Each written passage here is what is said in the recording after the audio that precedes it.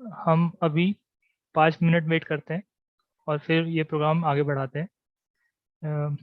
मंगलाचरण से हम अब ये प्रोग्राम स्टार्ट करेंगे। तो आप सभी से निवेदन है, कृपया म्यूट रहें और 2-3 मिनट और लोगों को ज्वाइन करने देते हैं, तब तक वेट करते हैं। शुरू करें, इतने थोड़ी बहुत चर्चा शुरू करते हैं हम। मंगलाचरण हमने करा। मेरी आवाज़ आई थी सभी को?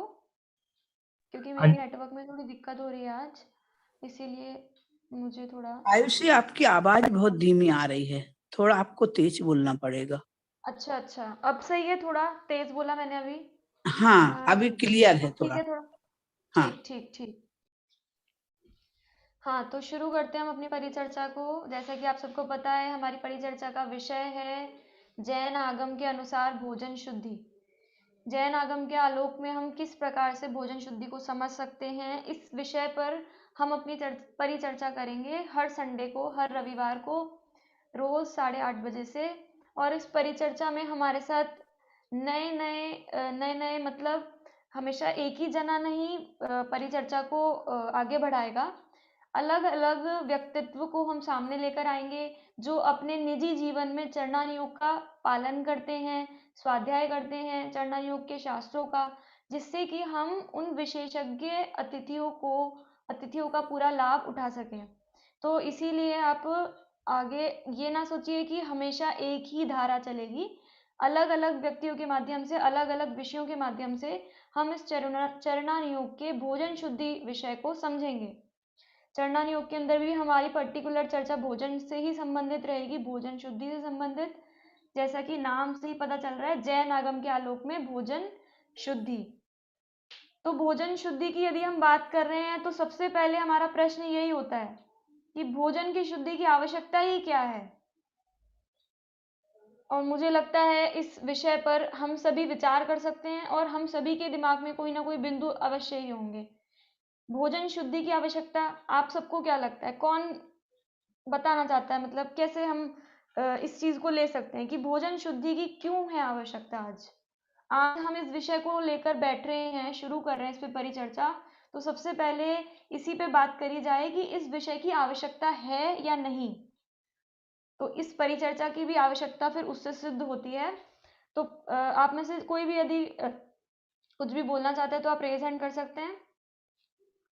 और मेरा फिर से अनुरोध है आप सभी से, जितने लोग जुड़े हैं उनमें से आधों की भी अभी तक वीडियो ऑन नहीं हुई है, तो कृपया शीघ्र अतिशीघ्र वीडियो ऑन करने का प्रयास करें, जिससे परिचर्चा को हम थोड़ा इंटरैक्टिव बना सकें। सिर्फ 1 2 या 3 लोगों की ही बात नहीं है ये हम सबकी बात है। इसको आप अपना ही प्लेटफॉर्म समझें। मतलब ये ना सोचें कि इसमें हम आपको कुछ बताएंगे, हम आपसे सीखेंगे भी, हम आपकी सुनेंगे भी। तो इसीलिए आपकी बोलना आवश्यक है। हाँ, अनु जैन का रेज हैंड है, बोलिए हाँ, अनु जी। जिससे त्रस्त जीवों की हिंसा कम हो। त्रस्त जीवों की हिंसा कम हो, इसीलिए भोजन शुद्धि की आवश्यकता है। बहुत सुंदर। आपके जवाब से ही पता चल रहा है कि आपने जरूर त्रस्त स्थावर जीवों का स्वाध्याय किया है। तो वही है, जैसा अनु जी ने भी शुरुआत में ही हमें एक दृष्टि दे दी है देखने की कि त्रस्त जीवों का घात ना हो। क्योंकि हम जैन हैं, जैन आचरण को पालन करते हैं, जैन आचरण पालन करना चाहते हैं, चरणान योग के शास्त्रों को पढ़ना चाहते हैं, अपने जीवन में उतारना चाहते हैं, इसीलिए आवश्यक है कि हम अपने घरों में जो भोजन बनाते हैं उसको शुद्धता से बना सकें।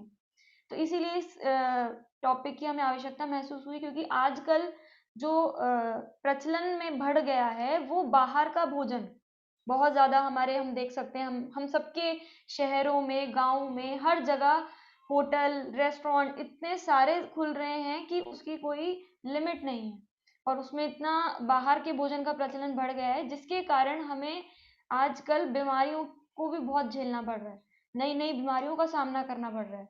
तो ये सारी जो सर्कमस्टेंसेस हमें फेस करने पड़ रहे हैं, इनके पीछे एक रीजन है कहीं ना कहीं हमारी भोजन की अशुद्धता। और उसी को दूर करने के प्रयास के लिए हमने एक परिचर्चा का प्रारंभ किया है कि हम डिस्कस करें अपनी प्रॉब्लम को, हमारे घरों में कैसे भोजन बनता है, जैन आगम क्या बोलता है कि हमारे घरों में भोजन कैसे बनना चाहिए, उनके आयामों को हम थोड़ा बहुत डिस्कस करें और किसी एक निर्णय पे पहुंच सकें और अपना अपना निर्णय हम अपना स्वयं खुद का कर सकें। तो इसीलिए हमारी ये परिचर्चा प्रारंभ हो रही है।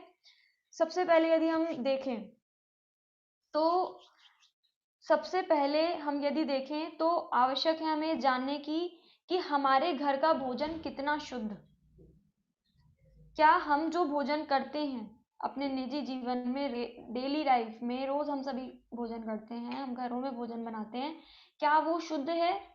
जिस भोजन को हम करते हैं हम उसको शुद्ध कह सकते हैं? आप लोगों में से कितने लोग बोल सकते हैं कि हाँ हम शुद्ध भोजन करते हैं? रेज हैंड करके आप में से बता सकते हैं। आपको अगर ऐसे वीडियो ऑन करके भी कर सकते हैं आप, नहीं तो आप वर्चुअल रेज हैंड कर सकते हैं। यहाँ पे एक ऑप्शन आता है मोर में जाके, तो आप कैसे भी, लेकिन एक मैसेज मेरे तक पहुंचाएं कि आप लोगों में से कितने लोग श्योर हैं कि हाँ हम शुद्ध भोजन करते हैं। नहीं, कोई भी नहीं है? कोई तो होगा, ऐसा नहीं होता। नहीं, कोई भी नहीं है। पूरी चलो तरह कोई बात नहीं है, नहीं, पूरी तरह नहीं पूरी है। तरह नहीं है, पूरी तरह नहीं है, ये भी हम बोल सकते हैं। पूरी तरह नहीं है, पूरी तरह मतलब एक तरह से सबकी यही कैटेगरी हो जाती है ना। हम बहुत ज़्यादा भ्रष्ट हैं, मतलब बहुत अशुद्ध भोजन, अभक्ष आदि का सेवन नहीं करते, मोटे मोटे अभक्षों का, और जो बिल्कुल शुद्ध भोजन भी नहीं करते कि इतना शुद्ध हो कि उसको हम मुनिराजों के घर पात्र में रख सकें, तो इतना शुद्ध भी नहीं हम करते हैं। तो वो शुद्धता, वो लेवल, जो उस लेवल की शुद्धता है कि हम मुनिराजों को भी आहार करा सकें, वो हम सभी कहीं ना कहीं अचीव करना चाहते हैं। हमारे मन के कोने में एक है, हमारी एक भावना हमेशा बनी रहती है। तो उसी भावना को लेकर हम ये जो शुद्ध भोजन का प्रारंभ कर रहे हैं। तो हमारे घर का भोजन कितना शुद्ध, तो पहला निर्णय तो हमें ये करना पड़ेगा कि हाँ कोई ना कोई कमी है जिसको हमें पूरा करना है, या जिसके लिए हम यहाँ प्रयास कर रहे हैं, चर्चा कर रहे हैं। तो हमारे घरों का भोजन अशुद्ध है, इतना हम सभी मान के चल रहे हैं, लेकिन उसमें क्या क्या अशुद्धियां हैं, क्या क्या गड़बड़ियां हैं, इस पे हम थोड़ी सी चर्चा करेंगे। इस पे चर्चा करेंगे तो पता चलेगा उनको दूर कैसे करना है। अच्छा, शुद्धता पे हम बात कर रहे हैं, तो इससे भी जरूरी एक प्रश्न मेरे दिमाग में आता है कि शुद्धता का मतलब क्या है? आप में से कौन कौन इस पे कुछ भी अपने भाव व्यक्त करना चाहते हैं कि आपके लिए शुद्धता का क्या मतलब है? शुद्ध भोजन पे हम बात कर रहे हैं, भोजन शुद्धि पे बात कर रहे हैं, तो शुद्धता का क्या मतलब है आप सभी के मन में? कोई भी आप में से? प्रीति जी बोल दिख रही है मुझे, आप कुछ बोल सकते हैं, शुद्धता का क्या मतलब है? मर्यादित। मर्यादित, जिससे मन में विशुद्धि आए। जिससे मन में विशुद्धि आए। और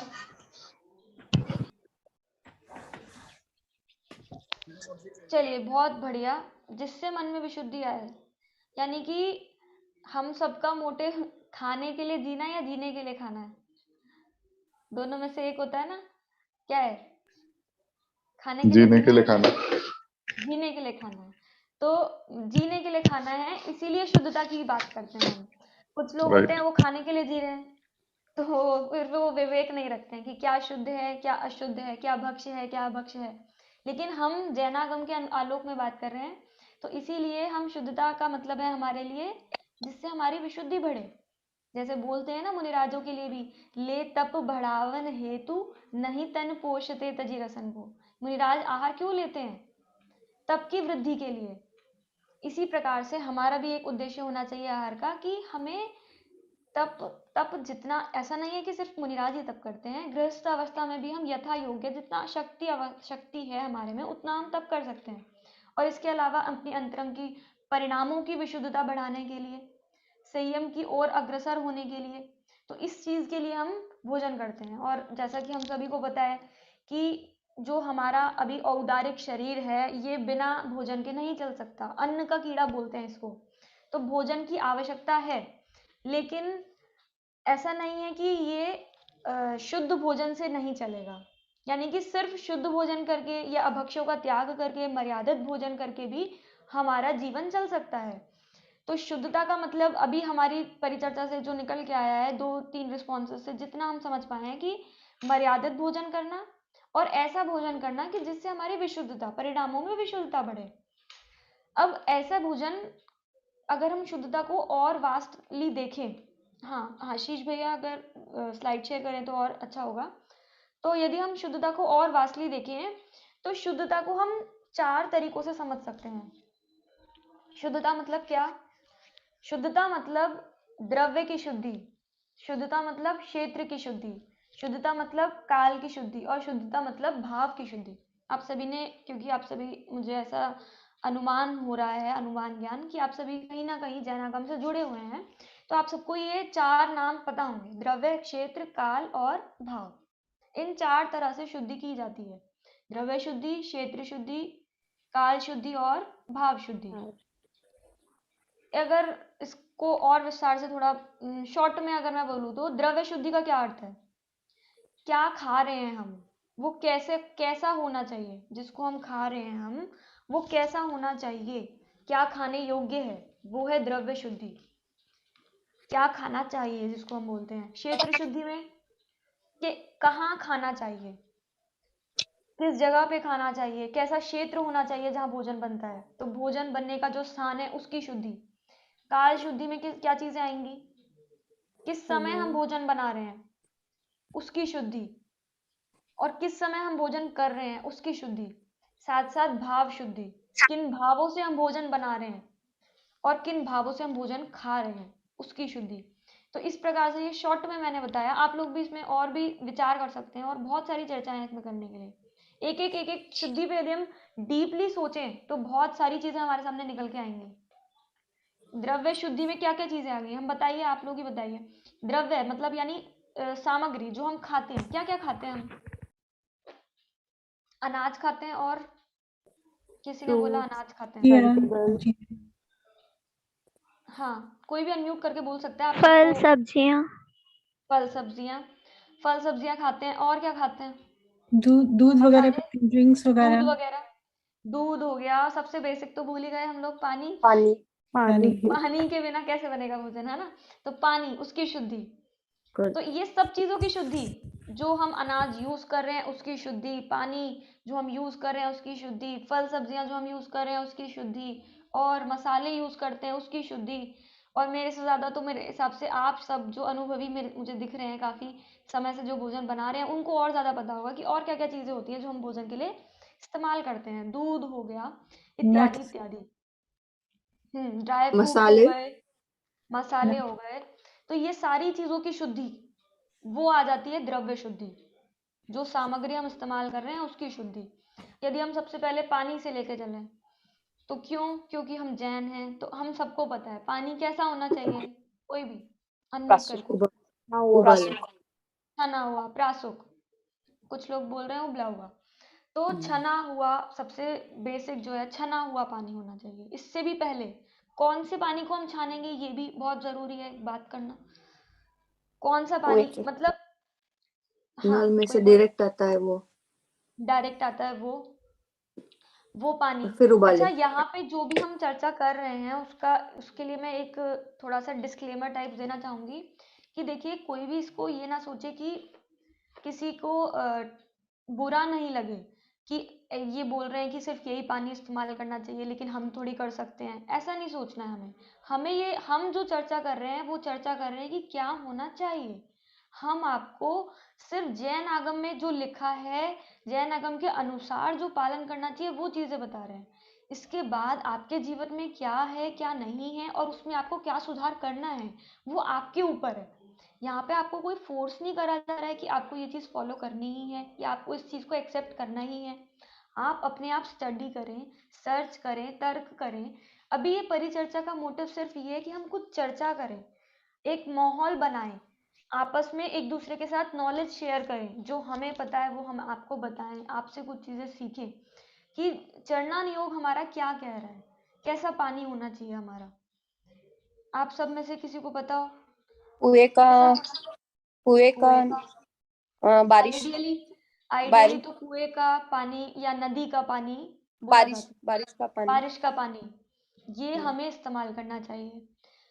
बाकी हम सबकी जो आजकल, क्योंकि हम सभी महानगरों में रहने लग गए हैं, तो वहां पर कुएं और नदियां देखना भी मुश्किल हो गया है, मिलने मुश्किल हो गए हैं। तो फिर हमारी एक मजबूरी एक यही रह जाती है, बोरवेल। हमारे घरों में हम बोरिंग का वाटर यूज करें। दोनों ही, बोरिंग का वाटर तो हर घर में अवेलेबल है, हर सिटी में अवेलेबल है, महानगरों में भी अवेलेबल है। इसीलिए हमारे पास एक वो साधन बच जाता है। लेकिन हाँ, इस चीज़ को भी हम सामने रखें कि आइडियली तो हमें कुएं का, नदी का या बारिश का पानी, ये यूज करना चाहिए। बोरिंग का पानी हम यूज कर रहे हैं क्योंकि हमारी स्थितियां कुछ ऐसी हो गई हैं, हमारे आसपास का वातावरण ऐसा हो गया है, लेकिन करना नहीं चाहिए। नदी का इसके लिए पानी कैसे? नदी का पानी भी जो बीचों बीच का नदी का पानी होता है, बहता हुआ, रुका हुआ नहीं, उसको बोला गया है कि वो यूज कर सकते हैं क्योंकि वो शुद्ध माना गया है। बहता हुआ पानी जो बह रहा है नदी में, बीच का, किनारे का नहीं, तो उसका वो पानी भी हम छान कर, ये सारे ही पानियों को, कोई भी पानी हो उसको छान कर ही हमें इस्तेमाल करना है, क्योंकि छानने के पीछे हमारा मोटिव आप सभी को भी पता ही है, त्रस्त जीवों की हिंसा से बचना। जो पानी में त्रस्त जीव हैं वो छानने से हम उनकी हिंसा से बच सकते हैं। और छानने का भी हम आज इसी पे एंड में एक वीडियो भी देखेंगे कि पानी छानते समय क्या क्या हमें सावधानियां रखनी चाहिए और किस प्रकार से हमें पानी को छानना चाहिए। तो उसकी बात हम फिर से एक बार अंत में करेंगे। अभी तो हम पहले शुद्धि की बात कर रहे हैं, द्रव्य शुद्धि। तो द्रव्य शुद्धि में सबसे पहले हमारा वाटर, पानी आता है। तो पानी में हमें उसको छान कर इस्तेमाल करना है, जो भी हमें अवेलेबल है। मतलब कोशिश तो यही करनी है कि बोरिंग वाटर हो, बोरिंग का पानी हो। लेकिन यदि बोरिंग का पानी नहीं है तो आप, बोरिंग का मतलब क्या? सॉरी, मुझे मेरी हिंदी बोरिंग अच्छी का नहीं है। मतलब ground water. Ground, okay, thank you. Ground water को हमें यूज करना चाहिए वैसे तो, वेल या फिर रिवर का वाटर। लेकिन अगर वो अवेलेबल नहीं है तो फिर हम, कोई हमारे पास ऑप्शन नहीं बचता है, ग्राउंड वाटर ऑप्शन है, क्योंकि वो मोटर के थ्रू हम उसको खींचकर अपने घरों में भी इस्तेमाल कर सकते हैं। तो वो ग्राउंड वाटर हमें यूज करना चाहिए एज कंपेयर टू कॉरपोरेशन का पानी। मतलब कॉरपोरेशन के पानी से बेटर है ग्राउंड वाटर, बस इसीलिए। लेकिन नदी कुएं का यदि अवेलेबल है और व्यवस्था हम कर सकते हैं अपने आसपास से, तो हम वो ही यूज करना चाहिए हमें। लेकिन कॉरपोरेशन का पानी हम इसीलिए मना करते हैं क्योंकि कॉरपोरेशन का पानी कृत्रिम रूप से शुद्ध किया जाता है, प्राकृतिक रूप से शुद्ध नहीं होता। दूसरी बात, उसको स्टोर जो किया जाता है, वो बड़ी बड़ी टंकियां, वो बहुत कभी साफ ही नहीं होती, रेयरली 10-20 सालों में जाके वो साफ होती हैं। तो इसीलिए हम उस चीज से, उसमें लेदर के भी कॉक्स आते हैं, अंदर लेदर का फिटिंग्स रहता है। और भी आप लोग, बाकी लोग भी ऐसे ही कभी भी बोल सकते हैं, कुछ आपको नया पता है, हो सकता है हमें नहीं पता हो। तो उसमें लेदर के फिटिंग जैसे भी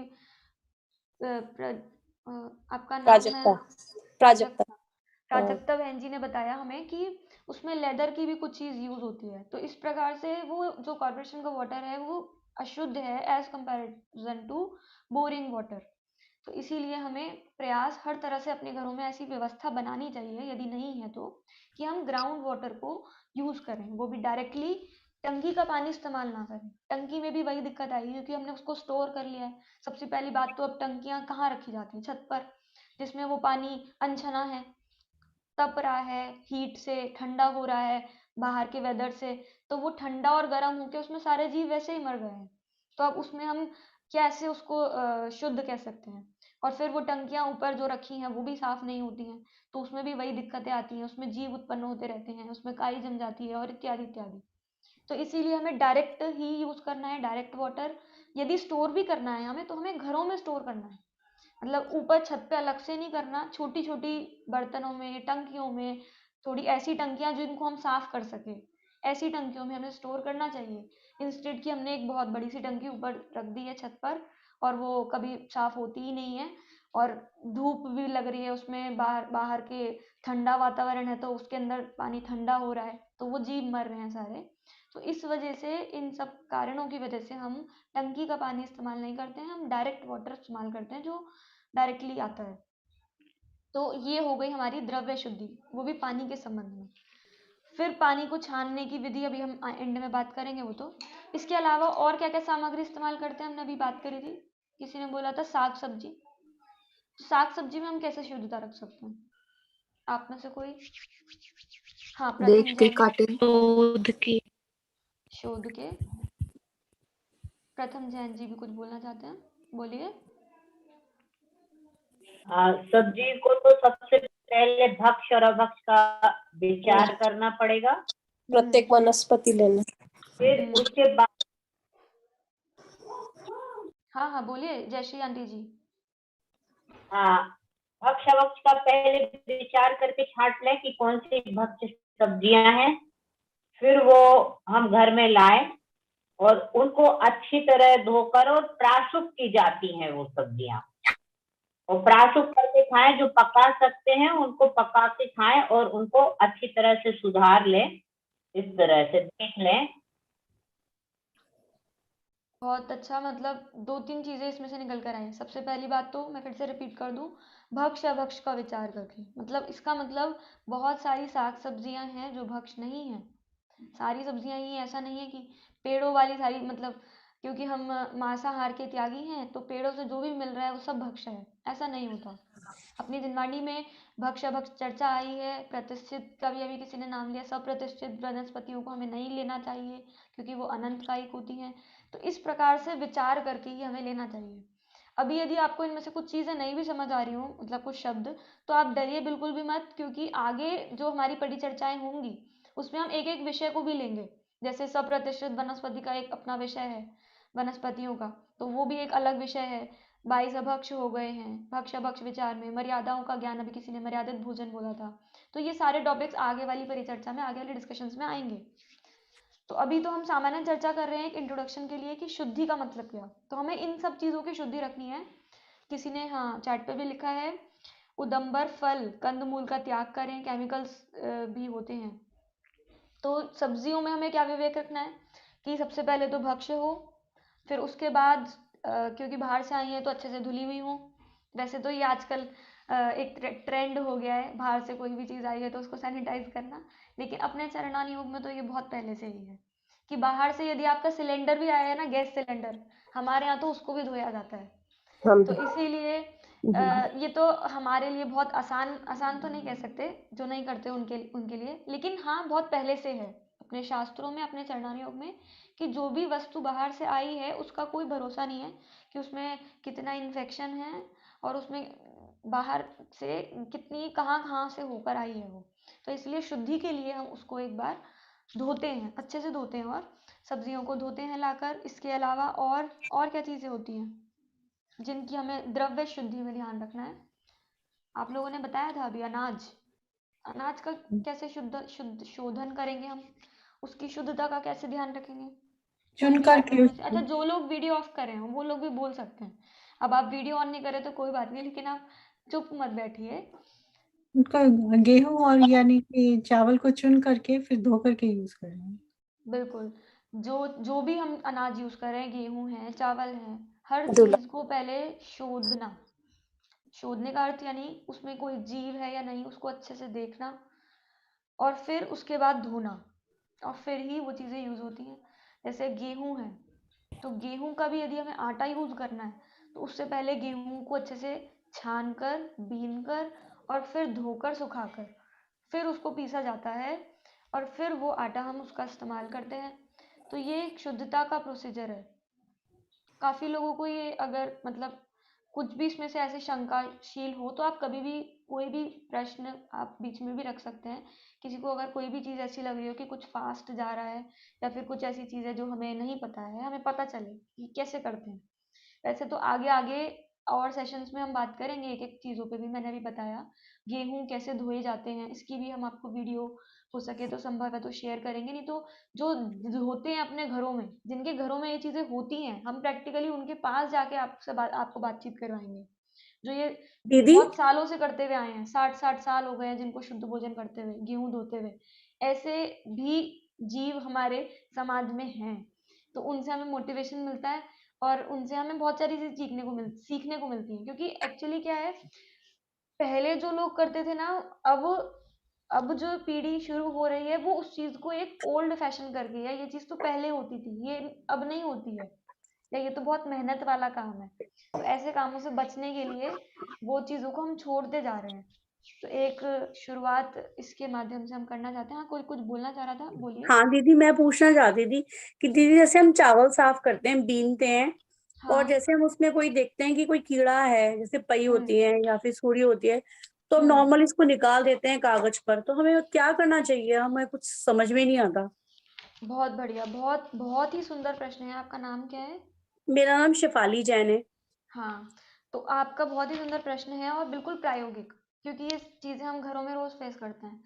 अगर मान लो किसी अनाज में कोई जीव निकल जाता है, सुरसुई या जो भी आप लोग बोलते हैं, उसका अब क्या करें? क्यों? उसको डस्टबिन में डालेंगे तो क्या होगा? उस पे तो पूरा भले ही हमने डायरेक्टली उसको हाथों से नहीं मारा, लेकिन अब एंड में उसका एंड रिजल्ट क्या है, वो उसे मरना ही है डस्टबिन में, तो उसे कोई वहाँ पे बहुत अच्छी लाइफ नहीं मिलने वाली है, वो मरेगा ही वहां जाके जीव। तो फिर अब उसके साथ क्या करें? देखिए, उसको आप एक कूड़ा नहीं समझे, पहले तो एक जीव है वो। तो उसको क्या चाहिए जीने के लिए? जिस अनाज में वो पैदा हुआ है उसे वो अनाज ही खाना है, उसे वो अनाज ही चाहिए। तो हमारा फर्ज ये है कि हम उसे एक सुरक्षित स्थान दें और थोड़ा सा वो अनाज दें। जो मुझे मतलब मैंने अपने गुरुजनों से और कुछ जिनवाणी को अध्ययन करके जो मैंने समझा है, उसका सॉल्यूशन यही समझ आता है कि एक ऐसा स्थान हम चुन लें जहाँ पर हम थोड़ा सा अनाज उसके साथ रख दें, जीव के साथ, और उस जीव को रख दें। हम अपने घरों में एक ऐसा स्थान निर्धारित कर सकते हैं, तो उस जीव को हम एक साइड पॉलिथीन में, सॉरी पहले मैंने बताया नहीं, उसको बांधना भी पड़ेगा, वो तोड़ना इधर उधर चला जाएगा। एक पॉलिथीन में हम थोड़ा सा अनाज डाल दें और उस जीव को उसमें रख दें, और फिर उसके अंदर इस तरह से उसको उस जगह रख दें जहाँ उसको हवा पानी भी, मतलब पानी तो नहीं, हवा उसको वेंटिलेशन के लिए थोड़ा क्रॉस होती रहे, और एक ऊपर अलमारी के ऊपर डाल दिया है इस जगह से सुरक्षित स्थान पर, कि वो दबे पिसे बिना और अपनी आयु प्रमाण जी ले, क्योंकि बहुत ज्यादा आयु तो नहीं होती है इन जीवों की, अपना ही मतलब जितनी भी आयु है उनकी, लेकिन हम जानबूझ के उनको नहीं मार रहे हैं, और 2-3 गेहूं के दानों में ही, मतलब 5-7-10 गेहूं के दानों में उनका पूरा जीवन निकल जाएगा। तो एक उतने से दाने डालकर उस जीव को अलग अगर हम रख दें, तो ये उस जीव की एक तरह से अपनी तरफ से एक सुरक्षा ही है, मतलब इससे ज्यादा मुझे नहीं लगता हम कुछ कर सकते हैं। क्योंकि डस्टबिन में डालना बिल्कुल सही नहीं है, इधर उधर हम डाल देते हैं तो वो भी सही नहीं है, क्योंकि इधर उधर डालने से क्या होगा, वो भूखा प्यासा मरेगा ही। बाहर हमने धूप में कहीं मुंडेर पे डाल दिया या दीदी किसी क्या जगह पे उनको डाल रुई दिया। में रख सकते हैं? जैसे हम लोग रुई में रखते हैं, तो क्या वो हम सही करते हैं? रुई में रखकर क्या होगा? रुई उसको डस्टबिन में डालोगे ना आप रुई को, मतलब नहीं, अगर हम आप तो जैसे पॉलिथीन। मटर में निकलती हैं तो थोड़े से मटर के दाने एक्स्ट्रा डालकर उसको थैली में डाल के छोड़ देते हैं साइड में ही। मटर का तो देखिए ऐसा है, मटर से तो हम बच सकते हैं, क्योंकि मटर में अगर मतलब अगर खराब मटर होती हैं तो वो सब्जी वाले के पास ही दिख जाती हैं। तो सब्जी लाते समय ही हमें ये चीज ध्यान रखनी है कि हमें गली सड़ी सब्जियां लानी ही नहीं है, चाहे हमें महंगी लानी पड़े, लेकिन हमें ऐसी सब्जियां अपने घरों में नहीं लानी। और फिर बाय चांस निकल जाए, अब कोई एक एक मटर नहीं देखी जाती है, तो फिर उसका उपाय यही है, मटर का तो क्योंकि वो मटर के दाने उसमें ही होते हैं, उसको कवर करके किसी पार्क में ऊपर की साइड रख दिया, या कुछ ऐसे मिट्टी में गाड़ दिया, इस टाइप से हम कर सकते हैं। डस्टबिन मुझे उसके लिए फिर भी सही चीज नहीं लग रही है। और बाकी हम और चर्चा, आप लोग में से और भी कोई सॉल्यूशन अगर कोई करता हो और सही लगे, हम तर्क से देखें, तो हम उसको भी अपना सकते हैं, कोई भी बता सकते हैं हम लोग जितना झाड़ हमें झाड़ के समझे। नीचे रख देते हैं, झाड़ के नीचे थोड़ा अनाज डाल के, है ना, उनको जहाँ जहाँ छाव रहती है ना वहां रख देते हैं। हम्म तो इस तरह से, और जैसे अब बहुत ज्यादा गेहूं है, वो घुन गए हैं, वो खराब हो गए हैं, तो उसके लिए तो ये उपाय रहता है कि बहुत गहरा गड्ढा खोदकर उसमें वो सारे गेहूं डालकर, जो घुन गए हैं, जिनमें इलियां हो गई, कीड़े हो गए हैं, बहुत जीव हो गए हैं, तो वो सारा गेहूं उस गड्ढे में डालकर और उस गड्ढे को भर देते हैं हल्की मिट्टी से। क्यों ये ऐसा क्यों किया? क्योंकि मेन बात ये है ना, अब हम उसको कबूतरों या किसी और पक्षी को भी डालेंगे तो भी वो जीवों की हिंसा होगी, इसीलिए हम किसी और को भी नहीं डाल सकते। तो उन जीवों की रक्षा करनी है, हमारे लिए तो वो गेहूं अब काम के लिए है ही नहीं, तो इसीलिए यही उपाय बचता है कि उसे गड्ढे में डालकर छोड़ दें, जिससे उसके अंदर जो जीव है वो आयु प्रमाण जी के अपना अपनी आयु पूरी कर लें, और उनको भोजन पानी भी मिलता रहे, मतलब जो उनका आहार है वो भी उनको मिलता रहेगा। ठीक है, तो ये हमारी बात चल रही थी अभी द्रव्य शुद्धि। अब अगला है क्षेत्र शुद्धि। हाँ, ये स्लाइड अगर हम बीच में बंद भी कर सकते हैं अगर किसी को डिस्टर्ब हो रहा है। हाँ, किसी का रेज हैंड है, बोलिए, आपका नाम मुझे दिख नहीं रहा है। हाँ, आप डायरेक्टली अनम्यूट कर सकते हैं।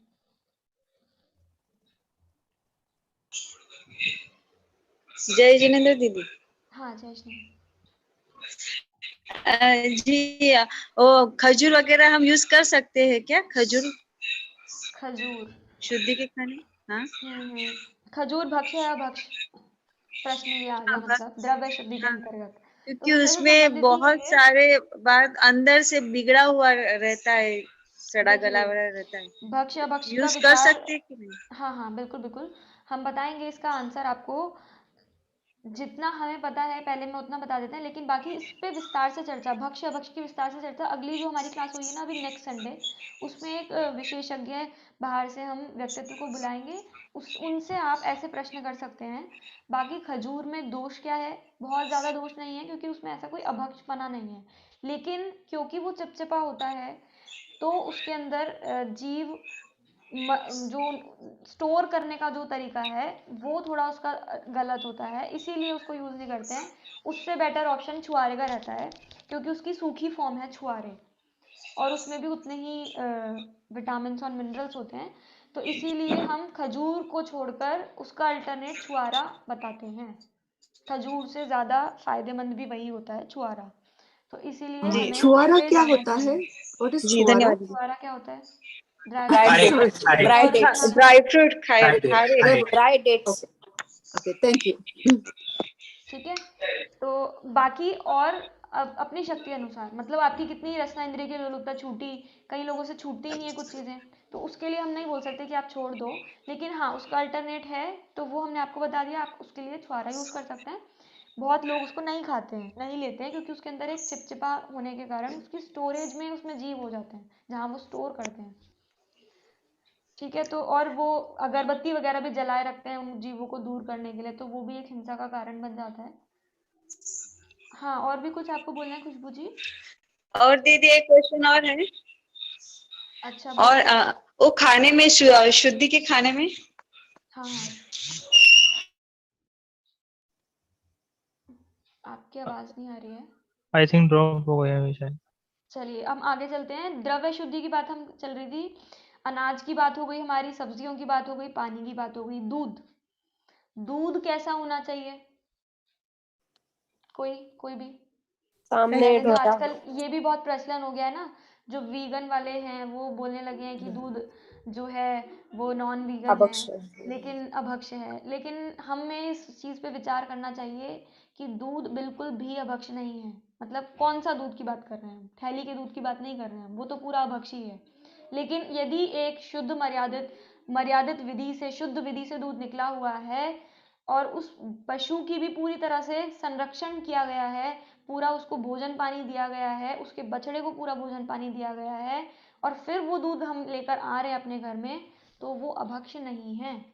जो हमारे मुनिराज हैं तीर्थंकर, उनमें से 24 में से 23 तीर्थंकरों का दूध और दूध से बनी चीजों से ही आहार हुआ है।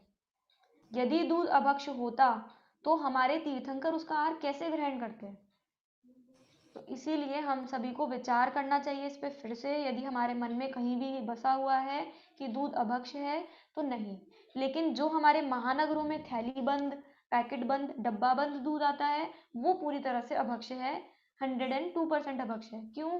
क्योंकि उसमें तो कृत्रिमता आ गई ना, तो वो पशु कौन से पशु का है ये भी कोई गारंटी नहीं। आजकल तो बहुत चीजें सुनने में आती हैं, अमूल दूध में कौन कौन से जानवरों का दूध मिलाकर वो बनाते हैं, पता नहीं क्या क्या चीजें, तो वो ऊँटनी का दूध भी उसमें मिला देते हैं, जबकि वो अभक्ष्य है।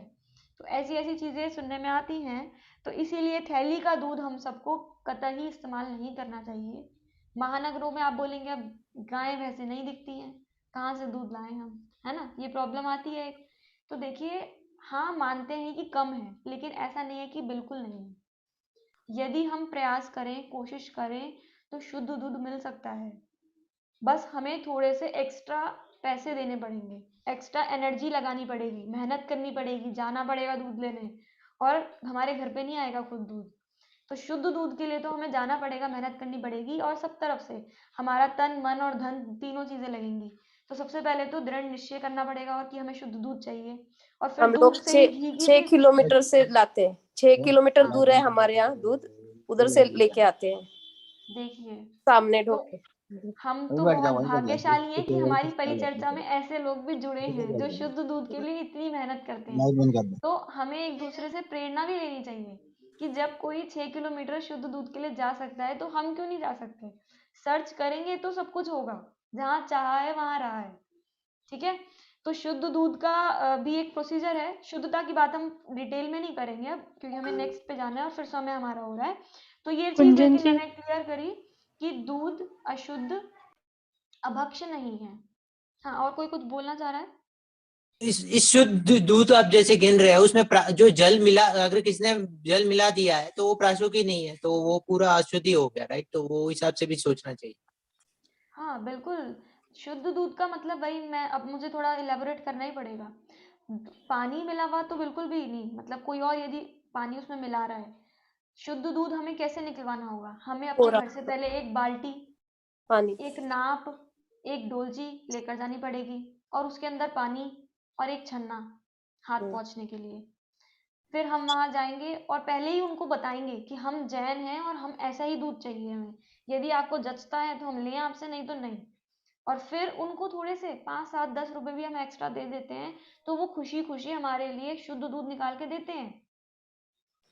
तो शुद्ध दूध के लिए हमें ये सारी चीज़ें ज़रूरत होएँगी। फिर हम वहाँ जाएँगे, हम उनको बोलेंगे कि आप इससे हाथ धोइए, उनके जो गाय या भैंस है उसका स्तन धोइए और फिर दूध निकालिए हमारी बाल्टी में जो सूखी हुई होगी और उसको नापिए हमारी डोलची में जो सूखी हुई होगी, हमारे ही नाप से।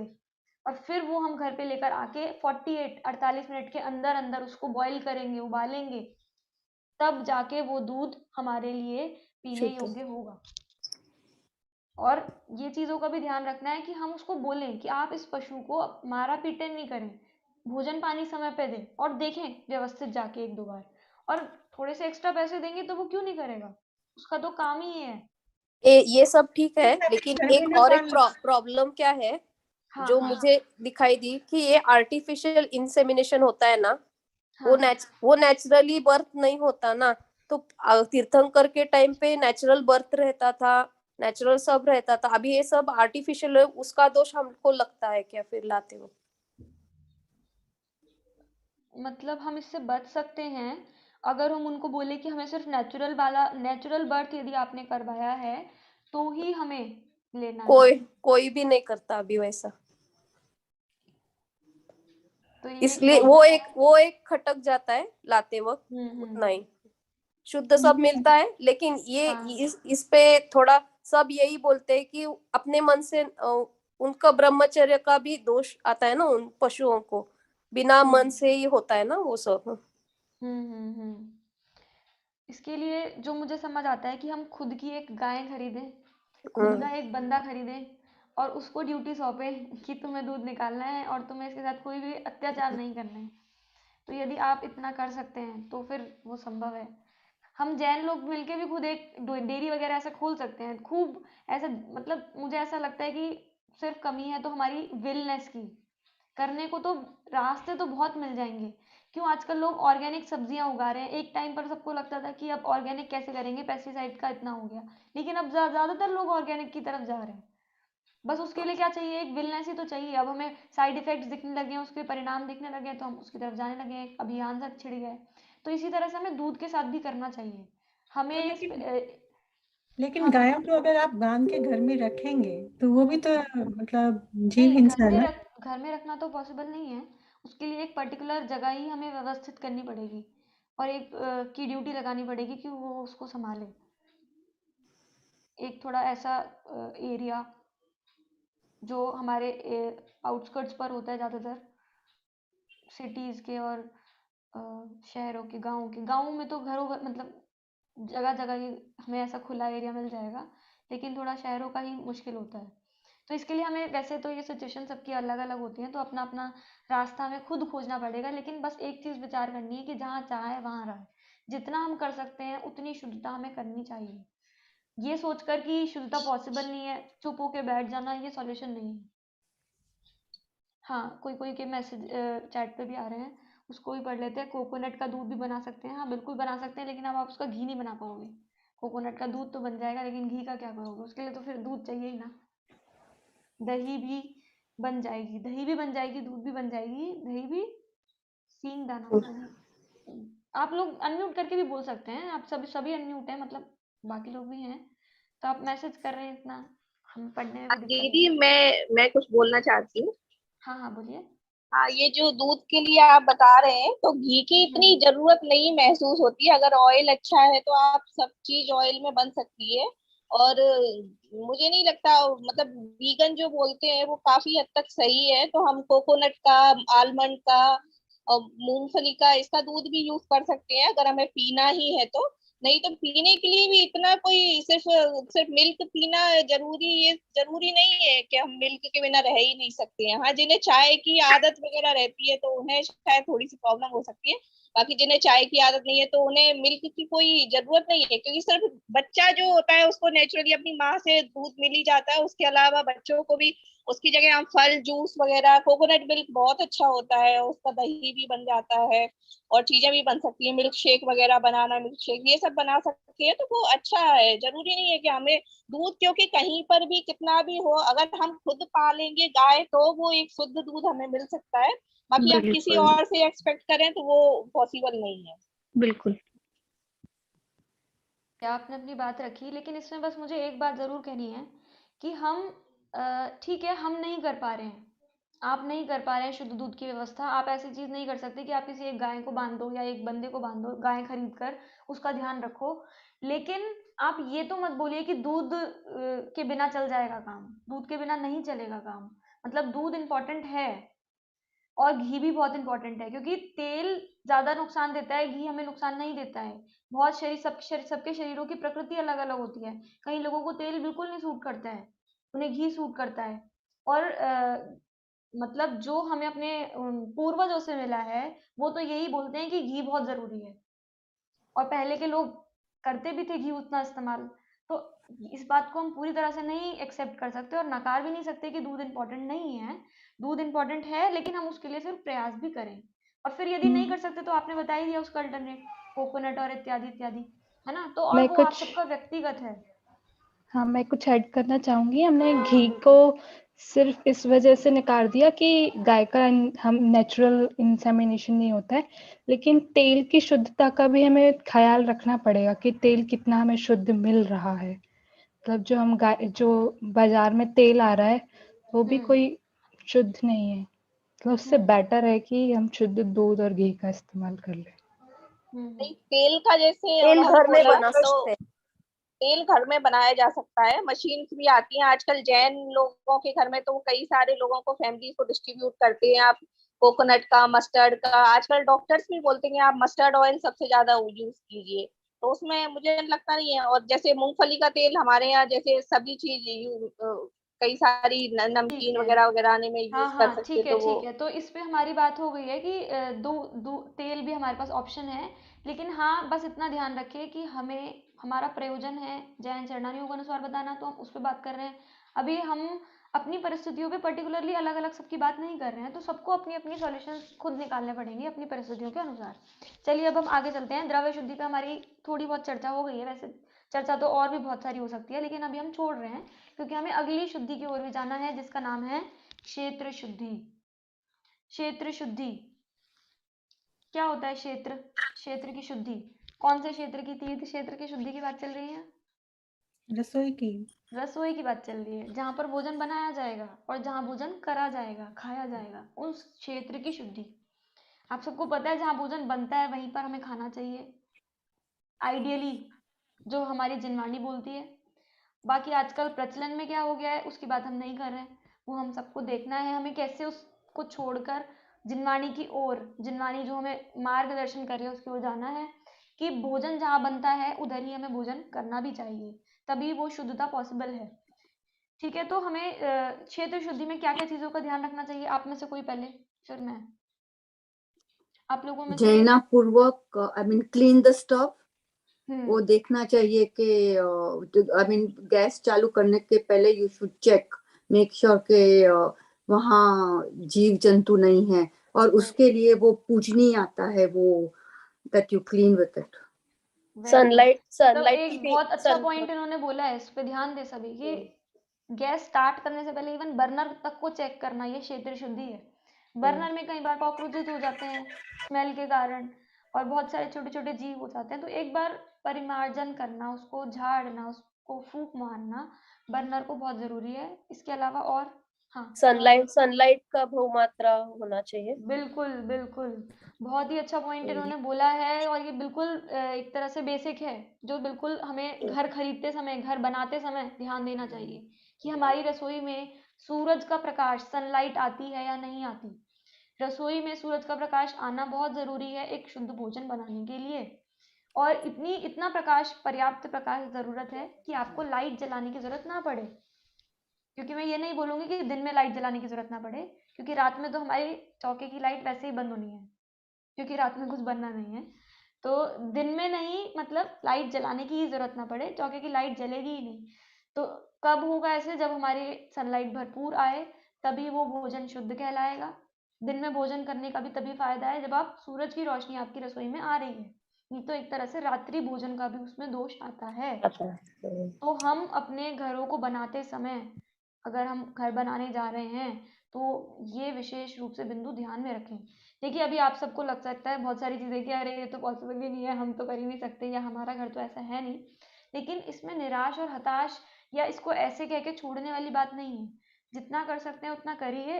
बोला जाता है ना कि शक्य तो करिए और अशक्य की श्रद्धा करिए। कीजिए शक्ति प्रमाण, शक्ति बिना श्रद्धा धरे।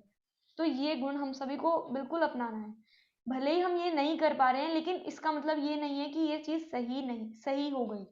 हम नहीं कर पा रहे हैं, ये हमारी कमजोरी है, लेकिन बात तो सही है। इतना हमारे अंदर श्रद्धान रहना चाहिए, तभी हम एक सच्चे जैन मार्ग पर चलने के पात्र जीव कहलाएंगे, जिसके अंदर कम से कम अपनी गलती को एक्सेप्ट करने की एक शक्ति भी बोल सकते हैं हम, एक पावर, क्योंकि उसके लिए भी एक पावर चाहिए। हर कोई अपनी गलती को एक्सेप्ट नहीं करता, अपनी कमियों को।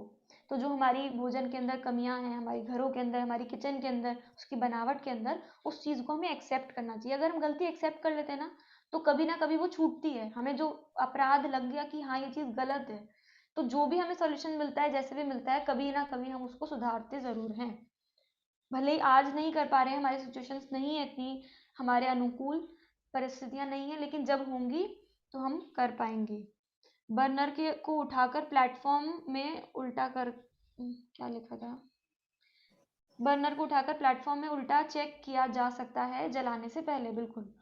तो और भी ऐसे सॉल्यूशंस आपके पास होंगे, आप सब अपने अपने बिल्कुल सॉल्यूशंस हमें बताएं, और कैसे हम क्षेत्र की शुद्धि रख सकते हैं। 2-3 पॉइंट्स अभी हमने करे, इसके अलावा और आप में से कोई? बर्तनों का इस्तेमाल हम सभी करते हैं, उनकी भी शुद्धि की आवश्यकता है। गीले बर्तन यदि रहेंगे तो क्या होगा? उसमें जीव उत्पन्न होंगे। तो बर्तनों की भी शुद्धि हमें आवश्यक है। हमेशा रसोई के अंदर जितने बर्तन होने चाहिए वो शुद्ध सूखे हुए होने चाहिए। जब हम बर्तनों को धोते हैं तो हमें उनको सुखाकर तुरंत रखना चाहिए, नहीं तो वहां जहाँ पे भी पानी रह जाता है वहां जीवों की उत्पत्ति होने लग जाती है।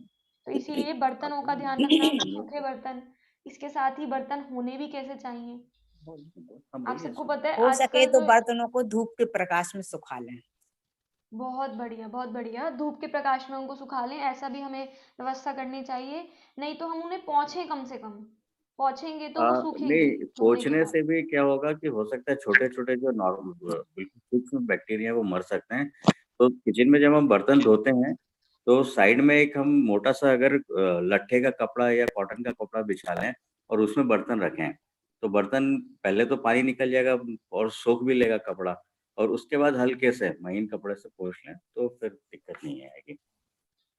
कॉटन के क्लॉथ में और फिर एब्जॉर्प्शन जब तक पूरी कैपेसिटी तरह से ज्यादा ना होती है। सूख जाए तब तक उनको बंद करके ना रखें। हाँ, बंद ना करें, पूरी बंद तरह करने से से और सूखने के ज्यादा जीव बाद ही, उत्पन्न होंगे उसमें। बिल्कुल बिल्कुल, पूरी तरह से सूखने के बाद ही उनको अच्छे से व्यवस्थित सही जगह रखें, यथास्थान। उससे पहले हम उन्हें यथास्थान ना रखें। और झाड़ू पोछा रसोई में बहुत ज़रूरी है रेगुलर करना। जाले झाड़ना रसोई के, ये भी क्षेत्र शुद्धि में ही आएगा। और दीवारों का पोछन, आसपास की जो जगह है, उन स्लैब प्लेटफॉर्म है, प्लेटफॉर्म के ऊपर की दीवारें हैं, इन सब चीज़ों की शुद्धि, साफ सफाई रेगुलरली होनी चाहिए। ऐसे नहीं दिवाली की सफाई चल रही है, हमारे जैनों में दिवाली की सफाई नहीं होती, हमारे यहाँ तो हर रोज ही सफाइयाँ होती हैं।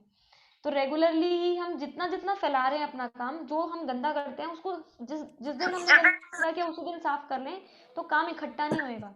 आज हमने हाथ धोए, दीवार पे कुछ छींटे आ गई, उसको तुरंत एक कपड़ा मार के साफ कर दिया, तो वो इकट्ठी नहीं होंगी और वो गंदी नहीं दिखेंगी और वो शुद्धि भी बनी रहेगी।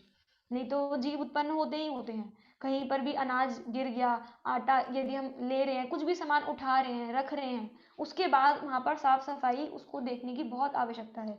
क्योंकि कहीं भी अनाज के कण गिर गए, आटा गिर गया, वहीं पड़ा रह गया, तो फिर वहाँ जीवों की उत्पत्ति होगी।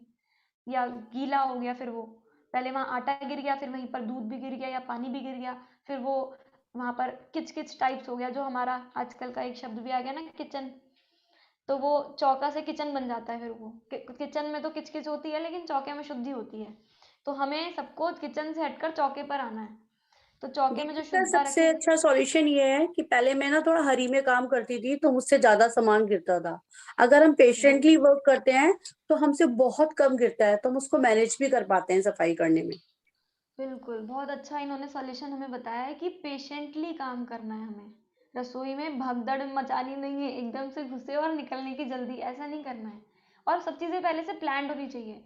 रसोई में जाने से पहले आपको ये पता होना चाहिए कि आपको रसोई में क्या-क्या चीज़ें करनी है, क्या बनाना है, किस चीज़ की आवश्यकता होगी, कितनी-कितनी आवश्यकता होगी, तो उस हिसाब से फिर आप मैनेज करते हो।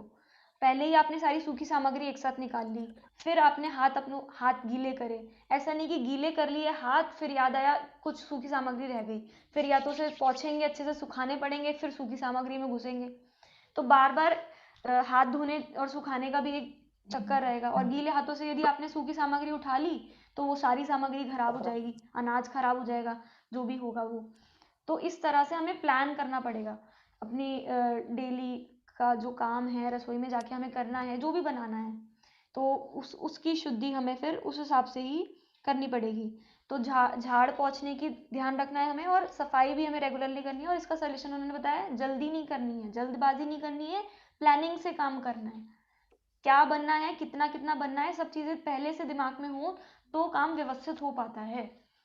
फिर और क्या आएगा क्षेत्र शुद्धि में? जो चीज़ें हम इस्तेमाल करते हैं, जैसे चक्की हो गई, मिक्सर हो गया, उनकी शुद्धि। चक्की को साफ कैसे करना, मिक्सर है हमारा, ग्राइंडर है, उसको कैसे साफ रखना है, इन सब की शुद्धि का भी ध्यान हमें रखना पड़ेगा। नहीं तो वो पुराना आटा उसमें फंसा रहेगा तो वहाँ जीवों की उत्पत्ति होगी। पुराना सामान मिक्सर में हमने कुछ भी पीसा, वो फंसा रह गया तो वो मर्यादा भी भंग होगी और उसकी वहाँ पर जीव उत्पन्न होंगे। फिर एक चीज़ की दूसरी चीज़ में लगार भी जाएगी। तो इन सब बातों का ध्यान रखने के लिए हमें उन सब चीज़ों की सफाई की ज़रूरत है। कुकर की सफाई, कुकर के अंदर सीटी होती है, सीटी के नीचे वहाँ पर अनाज के कण घुस जाते हैं, फिर धोते समय हम उसको ध्यान नहीं रखते निकाल कर धोना, तो वहाँ पर जीवों की उत्पत्ति संभव है। तो इसीलिए उसकी सफाई, इन सब चीज़ों की सफाई हमें रेगुलरली करनी चाहिए। किचन का जो कूड़ा, रसोई घर का चौके का जो कूड़ा है हमारे, उसको भी हमें व्यवस्थित रखना चाहिए। ऐसा नहीं हर जगह हमने कूड़ा फैला दिया, तो उससे भी हमारे चौके में अशुद्धि, गंदगी का पॉसिबल है। फिर क्षेत्र शुद्धि, और किसी के दिमाग में कोई और पॉइंट आया हो, कोई कुछ ऐड करना चाहता हो क्षेत्र शुद्धि में, तो बिल्कुल आप लोग कर सकते हैं, नहीं तो फिर हम दीदी अगले जैसे सिंगाड़े वगैरह कीचड़ में उगते हैं और जो जमीकंद है ये सब भी क्षेत्र शुद्धि में आ जाएगा। हाँ बिल्कुल, ये सब द्रव्य शुद्धि और भक्ष्य भक्ष में भी आएगा, आगे भी हम बात करेंगे। जैसे इन्होंने अच्छा पॉइंट बोला है, सिंघाड़े वगैरह कहाँ उगते हैं, वो जिस क्षेत्र में उगते हैं वो शुद्ध नहीं है, तो वो वहाँ पर क्षेत्र शुद्धि का पालन नहीं हुआ, तो इसीलिए वो भी अभक्ष्य हो गया। तो इन चीज़ों का भी हमें ध्यान रखना है। और कुछ बोलना चाहते हैं कोई और? आगे चले अगली शुद्धि पे, चलिए आगे चलते हैं फिर। हाँ, अगली शुद्धि है काल शुद्धि।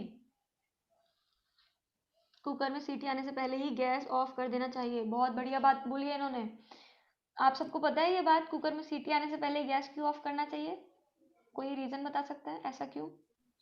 नहीं, आई थिंक जीव हिंसा होती है ना, फ्रॉम वो जो वराल बोलते हैं, स्टीम आती है तो वायु का हाँ। Intelligent answer. हाँ, मुझे बहुत अच्छा लगा ये सुनकर कि आप लोग इस बारे में भी विचार करें। मतलब सीटी तक नहीं आने देना, कितना ज़्यादा मतलब हमें सोचने वाली बात है। हाँ, कि हमें बहुत ध्यान रखना है। इसका मतलब रसोई बनाना एक हंसी खेल नहीं है, एक उसका भी एक विज्ञान है प्रॉपर, उसको भी एक तरह से सीखा जाना चाहिए और हमें ट्रेंड होना चाहिए कि कुकर में सीटी नहीं आने देना है हमें। क्योंकि सीटी जो होती है, आप देखिए, आप जब सीटी आती है तो क्या होता है, बहुत सारी गर्म हवा एक साथ बाहर निकलती है। आप वहां पर अपना हाथ लगा सकते हो क्या? वहां पर आप अपना फेस रख सकते हो? नहीं रख सकते। जब हमारी इतनी मोटी चमड़ी जिनकी है, उनका हाथ जल सकता है, कुछ भी जल सकता है, जो छोटे सूक्ष्म जीव है उनका क्या होता होगा? तो यदि हमारे अंदर जीव दया का परिणाम है, अहिंसा का पालन हम करना चाहते हैं, तो हमारे लिए ज़रूरी है कि हम इन छोटी छोटी बातों का भी ध्यान रखें। कुछ भी चीज़ हम बना रहे हैं तो उसको ढककर बनाएं, भाप उसमें से ना निकले, और सीटी भी ना आए कुकर की, जिससे उन जीवों की रक्षा हो जो वायु में है।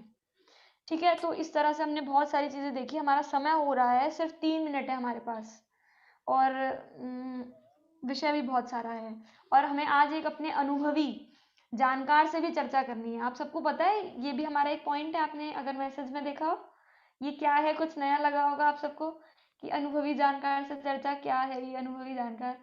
तो ऐसा कुछ नहीं है, वो थोड़ा हमें समझ नहीं आ रहा था, हम उनको उन व्यक्तित्व को या किसी भी व्यक्तित्व को ऐसा क्या नाम दें। अनुभवी का मतलब यही है कि जो अपने घर में चरना नियोग या शुद्धियों का पालन करते हैं, सब्जी का सुधारना, धोना इत्यादि इत्यादि, जिनकी भी हमने बात करी। कुछ शुद्धि हमारी रहती है, अभी हम और विशेष बात करेंगे, काल शुद्धि और भाव शुद्धि भी हमारी रहती है, तो उस पर चर्चा भी हम करेंगे अगर समय रहा हमारे पास, तो अगली कक्षा में कर लेंगे, उसमें भी कोई दिक्कत नहीं है। और अगर आप बोलें या जैसा भी करें तो हम थोड़ा सा समय एक्सटेंड भी कर लेंगे 10-15 मिनट, अगर आप सबको अनुकूलता हो तो। और बाकी अगर नहीं होगी तो भी हम एक्सटेंड कर लेंगे, आप यूट्यूब पे देख लेना बाद में, ठीक है। लेकिन हम विषय को पूरा करेंगे। तो काल शुद्धि और क्षेत्र शुद्धि की बात करने के बाद हम आज अपने एक अनुभवी जानकार से बात करेंगे जो इन शुद्धियों का पालन करते हैं और काफी सालों से करते हैं। उनका क्या अनुभव रहा, वो उनका अनुभव भी सुनेंगे अंत में। चलिए जल्दी से काल शुद्धि पे आते हैं। हाँ, कौन बता सकता है इसको शॉर्ट में और अच्छे से, काल शुद्धि मतलब क्या? कोई भी। सूर्यास्त के पहले, सूर्यास्त के बाद, वो 1.5 घंटा, 3 समय में नहीं पकाना है। जीवों की उत्पत्ति ज्यादा होती है। बिल्कुल, रात्रि में कोई भी काम नहीं करना, रसोई का कोई भी का मतलब कोई भी, आइडियली हमें कोई भी काम नहीं करना चाहिए, धोना सुधारना इत्यादि भी। सब्जियों को सुधारने बैठ जाते हैं हम रात में, हमारे पास टाइम होता है, दिन में तो सब खाने का ही टाइम में खत्म हो जाता है सब, तो ऐसा नहीं करना है हमें, रात में नहीं करना है, कोशिश यही करनी है। और करना चाहें तो हो सकता है, बहुत बड़ी चीज़ नहीं है, काम डिवाइड करके करेंगे ना हम, आपकी फैमिली में सब चीज़, बहुत सारे मेंबर्स होंगे तो सब लोग मिलकर करेंगे तो पॉसिबल है। तो क्या बोल रही थी मैं, हाँ, काल शुद्धि में हमें रात्रि में भोजन ना बनाना है और ना बना हुआ दिन में खाना है, वो भी काल शुद्धि है। रात में बना के दिन के लिए रख लिया कि अब रात में तो खा नहीं सकते हैं, तो ऐसा नहीं होना चाहिए। और ये भी ध्यान रखना है कि सूर्य उदय होने के बाद ही हम अपना कोई भी काम शुरू करें। सूर्य उदय होने से पहले हमारे लिए तो वो रात ही है, भले ही 4 बजे सुबह हो जाती है, 4 बजे सुबह हो जाती होगी, लेकिन दिन नहीं निकलता है, तो वहां पर हम काम नहीं शुरू कर सकते हैं। आप उठिए, स्वाध्याय करिए, सामायिक करिए, स्तुति करिए, पाठ करिए, लेकिन आप रसोई का कार्य नहीं करें। तो ये चीजें हमें ध्यान रखनी है काल शुद्धि में। इसके अलावा मासिक धर्म में भोजन नहीं बनाए 3 दिन तक मिनिमम क्या मतलब, इतना ही बताया अपने शास्त्रों में, सिर्फ 3 दिन की अशुद्धि मेन होती है, तो उन दिनों हमें भोजन की बनाना नहीं चाहिए और दिन में ही बनाना चाहिए। ये तो हो गई हमारी बात। इसके अलावा अगली शुद्धि पे आते हैं हम जल्दी से, क्षेत्र भाव शुद्धि, इसको बुरी तरह से हम गौण कर देते हैं। भाव शुद्धि क्या है? भाव शुद्धि कोई आप में से? हमारे जो बनाते हैं तब अंदर जो भाव होते हैं, लाइक हमारी जो सोच है, हम ऐसे दिखते हैं कि नहीं करना है, लेकिन मन में तो मारना काटना ही है, तो वो नहीं होना चाहिए, वो सब्जी हो या कुछ भी हो उसमें। I mean that's my think. तो हाँ, बिल्कुल। और ये तो हम चरणान योग में भी सीखते हैं कि हमें कभी भी मारना या काटना शब्द का प्रयोग किसी भी चीज के लिए नहीं करना। सब्जियां, फल भी हमारे यहाँ सुधारे जाते हैं, संवारे जाते हैं, बिनारे जाते हैं, लेकिन काटे नहीं जाते। तो काटना किसी भी चीज को नहीं है हमें। और इवन मन में भी किसी भी चीज को ऐसे भाव नहीं करने, भावों की शुद्धि, भोजन बनाते समय भी और खाते समय भी। भावों की क्या शुद्धि रखनी है? दुखी मन से बना रहे हैं, बनाना पड़ रहा है, अब मन तो है नहीं आज खाना बनाने का, तो वो चीज गलत है। बिना मन के भोजन बना रहे हैं तो वो हमारे भाव शुद्धि भंग हो गई हमारी, वो भोजन शुद्ध नहीं रहा। अब किसी को दुखी करके यदि हम भोजन कर रहे हैं, जो कर रहा है उसको भी वो भोजन शुद्ध नहीं है। तो यदि आप किसी के मन को दुखी करके भोजन कर रहे हो तो वो भाव अशुद्धि हो गई। फिर खाते समय भी रोते रोते नहीं खाना है, जबरदस्ती नहीं खाना है, जो हम बच्चों को खिला देते हैं ठूसों से, तुम्हें खाना ही पड़ेगा, तो ऐसा टीवी नहीं देखते करना हुए है। नहीं खाना है। प्रसन्न मन से खाना चाहिए, प्रसन्न मन से हमें भोजन करना चाहिए। भोजन हमारे स्वास्थ्य के लिए जरूरी है, ये जानकर हमारी तप की वृद्धि के लिए जरूरी है, संयम की वृद्धि के लिए जरूरी है, इसके लिए हमें भोजन करना चाहिए। ये भावों की शुद्धि है कि हम भोजन क्यों कर रहे हैं, किस उद्देश्य से कर रहे हैं। टेस्ट के लिए? टेस्ट ही नहीं है आज भोजन में, मसाला कम है, चटनी नहीं है, इन चीजों के लिए नहीं। कितना शुद्ध है हमारा भोजन, शुद्धता का ध्यान रखना है, क्योंकि हमारा प्रयोजन अहिंसा का पालन और कम से कम में हम अपना जीवन चलाकर संयम की ओर बढ़ा सकें। मेन मोटिव हम सबका लक्ष्य क्या है? मोक्ष जाना। तो मोक्ष कैसे जाएंगे? संयम के मार्ग को बिना अपनाए तो मोक्ष नहीं जा सकता कोई भी। संयम के मार्ग पर चले बिना कोई मोक्ष नहीं जाता। तो मुनि बनना एक तरह से, तो मुनि बनने के लिए तो इतनी शुद्धियां तो हमें पालन करनी पड़ेंगी ना। तो इसीलिए हमें मन की शांति चाहिए। शांत मन से, जल्दबाजी में नहीं करना चाहिए भोजन। जल्दी जल्दी में खा रहे हैं तो वो भावों की अशुद्धि हो गई। इसी तरह से मौन से करना चाहिए हमें भोजन। भोजन करते समय यदि हम बोल रहे हैं तो उसमें भी हमारे एक तो जिनवाणी की भी अभिनय होती है, क्योंकि सभी अक्षर दिव्य ध्वनि से ही निकले हैं, जिनवाणी ही है, जितने भी भाषा हैं सभी। तो इसीलिए हमें बोलना नहीं चाहिए, कोशिश यही रखनी चाहिए मौन पूर्वक भोजन करें यथासंभव। बनाते समय भी बोलना नहीं चाहिए, क्योंकि बोलते समय भी हमारे मुंह से थूक निकल जाता है कभी कभार, और वो फिर भोजन में जाएगा तो वो भोजन भी अशुद्ध हो जाएगा। इसीलिए हमें भोजन की शुद्धि के लिए इन सब बातों का ध्यान रखना चाहिए। चलिए, बहुत सारी बातें हो गई, अब हम इस टॉपिक को यहीं पर रोक रहे हैं, लेकिन ख़त्म नहीं कर रहे हैं। ऐसी चर्चाएं हमारी हर संडे चलेंगी, हर संडे अब। और ये आपका काम है हर संडे हमारी चर्चा को आगे ले जाना, क्योंकि चर्चा मतलब 2 वे कम्युनिकेशन होता है, ये दोनों तरफ से। अगर हम सिर्फ एक व्यक्ति को यहाँ लाके खड़ा कर देंगे तो हमारी चर्चा, परिचर्चा सक्सेसफुल नहीं है। उसके लिए हमें आपकी ज़रूरत है। जब तक आप अपने प्रश्न नहीं रखेंगे, आप अपने कमेंट्स नहीं रखेंगे, आप अपने सुझाव नहीं रखेंगे, तब तक ये परिचर्चा आगे नहीं बढ़ पाएगी। तो इसीलिए आप अपनी सबकी जिम्मेदारी समझिए अब अपनी अपनी, और हर संडे 8:30 बजे रेगुलर जुड़िए, ताकि ये चरुणान योग की जो विषय शुरू हुआ है इस पे हम कुछ ही मुकाम पर पहुंच सके, हमारे जीवन में सुधार आ सके, हम सबकी विचारधारा बदल सके।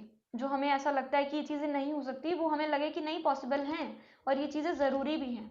आज हमारे जो विषय रह गए हैं उनको हम अगली क्लास में लेंगे, जैसे कि आवश्यकता भी, कि शुद्ध भोजन की आवश्यकता क्या है, क्या क्या फ़ायदे हैं शुद्ध भोजन करने के। क्योंकि समय की कमी के कारण आज हम इस पर बात नहीं कर पाए हैं, लेकिन अगली कक्षा में हम करेंगे इस पर बात।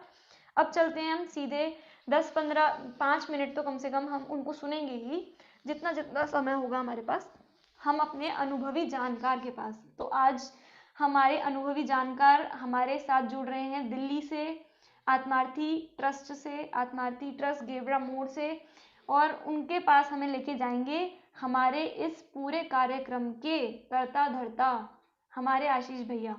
वो उनके घर में हैं डायरेक्ट। हमारे आशीष भैया भी आत्मार्थी ट्रस्ट से ही हैं, और उनकी ही जूम आईडी पे ये क्लासेस चल रही हैं। उन्हीं का ये इनिशिएटिव था ऐसी क्लासेस स्टार्ट करने का। तो अब हम उन्हीं को अपना माइक सौंपते हैं, और आशीष भैया हमारी उनसे परिचर्चा करवाएंगे, एक अनुभवी जानकार, और मुझे दिख रहे हैं वो बहुत अनुभवी यहीं से। चलिए, हाँ आशीष भैया। थैंक यू आयुषी जी, आप सभी का बहुत बहुत धन्यवाद। अभी हम बात करेंगे हमारी अम्मा जी, जिनका नाम है श्रीमती ताराबाई जी। तो जैसा कि आप सभी को हमने भेजा भी था, उनका इंट्रोडक्शन, इनकी उम्र अभी 86 साल है। तो चलिए कुछ क्वेश्चंस पूछते हैं हम अम्मा जी से, और सुनते हैं उनकी जीवनी। तो अम्मा जी, आपने किस उम्र से शुद्ध भोजन बनाना स्टार्ट किया था? शुद्ध भोजन बनाना हमने 25 साल की उम्र से शुरू कर दिया।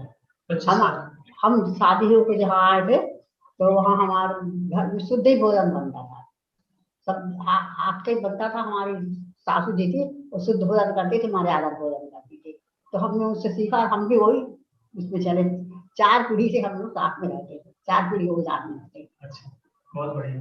तो मतलब ये आपके परिवार में पहले से ही चलता रहा? यही भी चलता रहा, 4 पीढ़ी साथ में रहे, और सब शुद्ध भोजन करते थे, सब हाथ से बना खाते थे, और बाहर का कुछ नहीं खाते थे, बाहर का नहीं लेते। घर में गेहूं धोना, सब करना, सब हाथ से ही करते थे, और कोई झगड़ा नहीं, सब आपस में मिलके परस्पर रहते थे, आपस में सब मिलके परस्पर रहते थे। अब आजकल तो क्या है कि 4 पीढ़ी सब साथ में रहते थे और मिलके रहते थे, और आजकल तो एक घर के 4 लड़के हैं, वो अलग अलग रहते हैं, एक दूसरे के सुख में शामिल नहीं होते। जबकि हम लोग एक दूसरे के सुख में सहायता करते थे। सबने परिवार का यही सुख था कि किसी को कोई तकलीफ होती तो सब शामिल हो जाते, एक साथ रहते थे, और सब मिलके परस्पर अच्छे प्रेम भाव थे।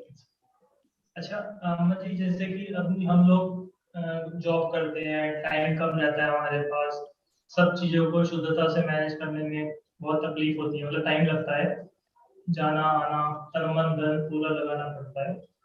तो आपको लगता है कि शुद्ध भोजन हमें कुछ लाभ मिलेगा शुद्ध भोजन से? हमारा टाइम ज्यादा जाता है उसमें, मतलब क्या नुकसान होगा अगर हम कोई आज की लाइफ जीते रहे? शुद्ध भोजन से स्वास्थ्य भी ठीक रहता है। अच्छा। जैसा जैसा खाओगे अन्न वैसा होगा मन, ऐसे ही कहा। और तो जैसा अन्न खाओगे उसके अनुसार मन हो जाएगा और स्वास्थ्य भी असर पड़ता है स्वास्थ्य पे। तो वो हम लोग उम्र इतनी हो, स्वास्थ्य अच्छा रहा, अभी तक कोई बीमारी नहीं कुछ नहीं, तो शुद्ध भोजन कर लिया था। और प्रेम से रहना, प्रेम नहीं था, घर में सब साथ में रहते थे, सब में प्रेम रहता था, सब प्रेम से मिलते जुलते थे। अब आजकल तो एक दूसरे की दूर दूर सब चले गए बच्चे लोग, तो दुख सुख में शामिल नहीं हो पाते। अब जैसे जो बच्चे अभी जैन धर्म की जिनको बात नहीं पता और शुद्ध भोजन की विधि नहीं पता, अब उनको हमें शुद्ध भोजन की तरफ बढ़ाना है आगे, तो कैसे? मतलब अब दूर रहते हैं, वो जॉब करते हैं, तो क्या प्रयास किया जाए, उनको कैसे बढ़ाएं? उनके लिए अपने जैन धर्म के संस्कार, उसके लिए बताया था मैंने, पाठशाला जरूरी है बच्चों के लिए। पाठशाला, धार्मिक पाठशाला में पढ़ते हैं, उनको ये संस्कार मिल जाते हैं, बच्चे देते हैं, पंडित जो रहते हैं जो पढ़ाते हैं उनको संस्कार देते हैं, तो उनको बीजारोपण हो जाता है शुरू से। फिर वो बाहर जाए तो उनकी बनी रहती है स्मृति में। अच्छा, भूल नहीं पाते स्मृति में बनी। हमें पाठशाला बच्चों को शुरुआत से ही संस्कार डालने के लिए प्रयास करने चाहिए। और हम जैसे कि अब लोग शादी करते हैं, उसमें फिर दूसरा कोई ऐसा पर्सन जिसको शुद्ध भोजन की रुचि नहीं है, हमारी रुचि थी, दूसरे पर्सन की रुचि नहीं है, तो हमें क्या डिसीजन लेना चाहिए? ऐसे पर्सन से शादी करें जिसकी रुचि है, या फिर जो हमारे ऑफिस में हमारे काम आता है, या फिर? नहीं, ऐसा नहीं, अपने जैन बंधु जैनों से शादी करना चाहिए। अब आजकल जो चल गई ना, वो ठीक नहीं है। वो दूसरे जाति शादी करना है, दूसरे जैनों को जैनियों के साथ शादी करनी चाहिए, उन्हीं में जैनी संस्कार पढ़ सकते हैं, दूसरे को जैनी संस्कार नहीं पढ़ सकते हैं। उतनी श्रद्धा नहीं रहेगी उनको जैन धर्म पर, जैन धर्म की श्रद्धा तो जैनियों को रहेगी। बहुत बढ़िया। और आप जैसे गढ़ाकोटा में रहते थे पहले, अभी यहाँ आत्मार्थी ट्रस्ट आए, तो वहाँ आपके पास गाय भी थी, आपकी अपनी मतलब फसल लगा करके आप चीजें यूज करते थे। अभी यहाँ इतना चेंज हो गया, आपको डिफिकल्टी आती है क्या? कैसा लगता है आपको इतना सब चेंज होने के बाद? तब नहीं अच्छा लगता है, लेकिन अब एडजस्ट करना पड़ता है समय के अनुसार। यहाँ भी सब लोग मिलके रहते हैं, घर के जैसे रहते हैं, सबसे एक परिवार रहते हैं, प्रेम भाव तो सब में है। अब खाने पीने की थोड़ी है, तो यहाँ मिल जाता है सामान, शुद्ध सामान मिल जाता है, तो उससे चला लेते हैं। अच्छा, आपको इतनी सारी चीजें याद है, आपने जीवन में इतने मुनिराजों को आहार करवाया, इतने विद्वानों का सानिध्य मिला, तो आपको क्या लगता है कि शुद्ध भोजन से आपको सत्संगति मिली, या सत्संगति से आपको शुद्ध भोजन आप अपने जीवन में कंटिन्यू कर पाए? कौन सी चीज पहले? पहले तो शुद्ध भोजन तो पहले चलता ही था, शुद्ध भोजन नहीं चलता था। और फिर बाद में मिल गए तो सोने में सुहागा हो गया। पंडितों का सबका साथ मिल गया तो बात अपनी पक्की हो गई, और वो तो उसमें था ही पहले से, और वो पक्की हो गई, तो उसमें जड़ता आ गई। आप ऐसा भी लगता है कि अगर आप शुद्ध भोजन बनाते रहते लेकिन आपको सत्संगति नहीं मिलती, तो शायद आप भी शुद्ध भोजन बनाना छोड़ देते और अशुद्ध भोजन बनाना? नहीं, ऐसा नहीं होता। ऐसा नहीं होता? ऐसा नहीं होता। आप पहले से दृढ़ थे अपने अंदर? हाँ, दृढ़ थे, और फिर ऊपर से सब मिल गया तो उसमें प्रगति हो गई। अच्छा, और आपको उसी का सपोर्ट मिला था, जो पंडितों में रहते और जो मिले पढ़े उनसे, तो उनका सपोर्ट ही मिला, उसके लिए उनके समर्थन किया। तो हम अपने घरों में शुद्धता को वापस कैसे ला सकते हैं, उसके लिए कुछ आपके सजेशंस हैं? शुद्धता को लाने में अपने वही है, बताया था मैंने कि जैन पाठशाला है अपनी, और पंडितों के समागम में, तो उनसे तो मिलती है। जैन पाठशाला जरूरी है बच्चों के लिए। जैन पाठशाला में जो संस्कार मिल जाते हैं ना, वो आगे चल के स्थायी रखते हैं, वो भूल नहीं पाते। हमें भी जो बचपन में संस्कार मिले थे वो अभी तक कायम है। आपको ऐसा भी लगता है क्या हमें ऐसा क्षेत्र चुनना चाहिए जहाँ पे हमारे अनुकूल शुद्ध भोजन मिल पाए, और हमारा जीवन का रहन सहन उसी हिसाब से चल पाए, या फिर हमें जहाँ हमारी अर्निंग हो रही हो या हमारा व्यवसाय चल पाए उस तरफ मूव कर जाना चाहिए। नहीं वो नहीं, जो तो अपनी प्रतिज्ञा चले, जो अपन ने किया है, जैन धर्म के संस्कार रहना चाहिए कहीं भी हो, तो अपने संस्कारों को नहीं भूलना चाहिए। अच्छा, बहुत बढ़िया, बहुत ही अच्छा। ये अम्मा जी से हमने बहुत सारी अच्छी बातें सुनी। अम्मा जी की अभी 86 उम्र है और अभी भी अम्मा जी को भजन, पूजाएं और वेद प्रवेद, बहुत शास्त्रों का अध्ययन करती हैं। पूरा जीवन इनका इसी कार्य में निकला है और बहुत आनंदित और शांत रहती हैं। तो बहुत अच्छा लगता है अम्मा जी के भैया पास अम्मा जी के बैठकर लिए बात चैट करते पे हैं। भी प्रश्न आया है। अच्छा, अभी कुछ 86 क्वेश्चन अम्मा वर्ष जी के 86 वर्ष के प्रश्न आ रहे जीवन हैं। काल में अम्मा जी, आप क्या जैन समाज में खान पान संबंधी कुछ बदलाव देखती हैं? एक क्वेश्चन और है अम्मा यदि जी। कोई बदलाव आए हैं पहले में और अब में, मतलब आपकी इतनी उम्र हो गई, छोटे से आपने देखा अपने घर में भी शुद्ध भोजन बनते हुए, आपने स्वयं बनाया इतने वर्षों तक और अभी भी बना रहे हैं आप, तो आपको बदलाव क्या क्या लगे, मतलब पहले और अब में क्या क्या बदलाव आए हैं और कैसे? एक बार रिपीट कर देता हूँ क्वेश्चन। अम्मा जी, एक क्वेश्चन आया है आपके लिए कि 86 वर्ष की उम्र में आपने अपने जीवन में बहुत चेंजेस देखे। पहले आपने बहुत शुद्ध भोजन देखा और अभी शहर में आकर के थोड़ा बदलाव देखे, तो आपको क्या लगता है, मतलब क्या क्या चेंज हुआ? पहले क्या कर पाते थे और आप अब क्या नहीं कर पाते हो? जब आप बड़ा होटल में रहते थे वहाँ क्या आप अच्छा कर पाते थे और यहाँ आप शहर में आ गए, अब क्या आप अपनी मर्यादा नहीं निभा पा रहे हो? वो तो वहाँ भी चलता था और यहाँ भी हम अपने प्रतिज्ञा पे डटे थे, नहीं यहाँ भी नहीं हम नहीं चला। आशीष भैया, प्रश्न उसमें उनका कोई नहीं है, परिवर्तन प्रश्न नहीं है आया है। जैन समाज का, मतलब परिस्थिति जैन को थोड़ा समाज को उन्होंने फर्क देखा होता है, होगा। तो वो गौ है, लेकिन अपनी प्रतिज्ञा पे हम डट रहे हैं। एक क्वेश्चन ये भी है कि जैन समाज में क्या चेंज देखा आपने, वहाँ का जैन समाज और यहाँ शहर का जैन समाज? वो तो बदलाव होता आ रहा है। पहले जितनी सभ्यता थी, लोगों में प्रेम भाव थे और उसमें थोड़ा कट तो आ गई, उतना प्रेम भाव नहीं रहा। एक परस्पर हम सब पड़ोसियों की मदद करते थे और हमारी मदद करते, अब मिल के रहते थे। जैसे यहाँ रहते हैं ना एक घर में, जैसे एक परिवार रहते, वहाँ भी ऐसा रहते थे। लेकिन अब जो आगे के बच्चे, जो नई पीढ़ी चली, तो उनमें वो बात खत्म हो गई, सब सेपरेट रहने लगे। सब सेपरेट रहने लगे। जैसे जब 3 पीढ़ी से एक साथ घर में रहते थे, अब एक ही घर के बच्चे अलग अलग रहने लगे, तो मतभेद हो गया और उनकी परेशानी होती है अलग अलग रहने में। अपनी समस्या खुद सुलझा, इसमें सब मिलके सुलझा लेते। एक के ऊपर समस्या आए तो सब तैयार है। हमें सबको मिलजुल के रहना चाहिए, मिल के रहना चाहिए, उससे स्वास्थ्य भी हमारा अच्छा रहता है। हाँ, और काम भी बांट लेते हैं। हाँ, काम भी बांट लेते हैं और शुद्धि भी चलती रहती है इसमें। कुछ काम किसी ने कर लिया, कुछ काम किसी ने कर लिया, कुछ गेहूं किसी ने सुखा लिए और किसी ने आटा पीस लिया, इस तरह से। बहुत बढ़िया। धो के हम सब गेहूं लोग, जैसे मैंने बताया था ना, तो हम लोग 3-3 4-4 बोरा गेहूं घर में धो के रखते थे, सुखा के नीम की गोली डाल के और बस उसकी यूज करते थे।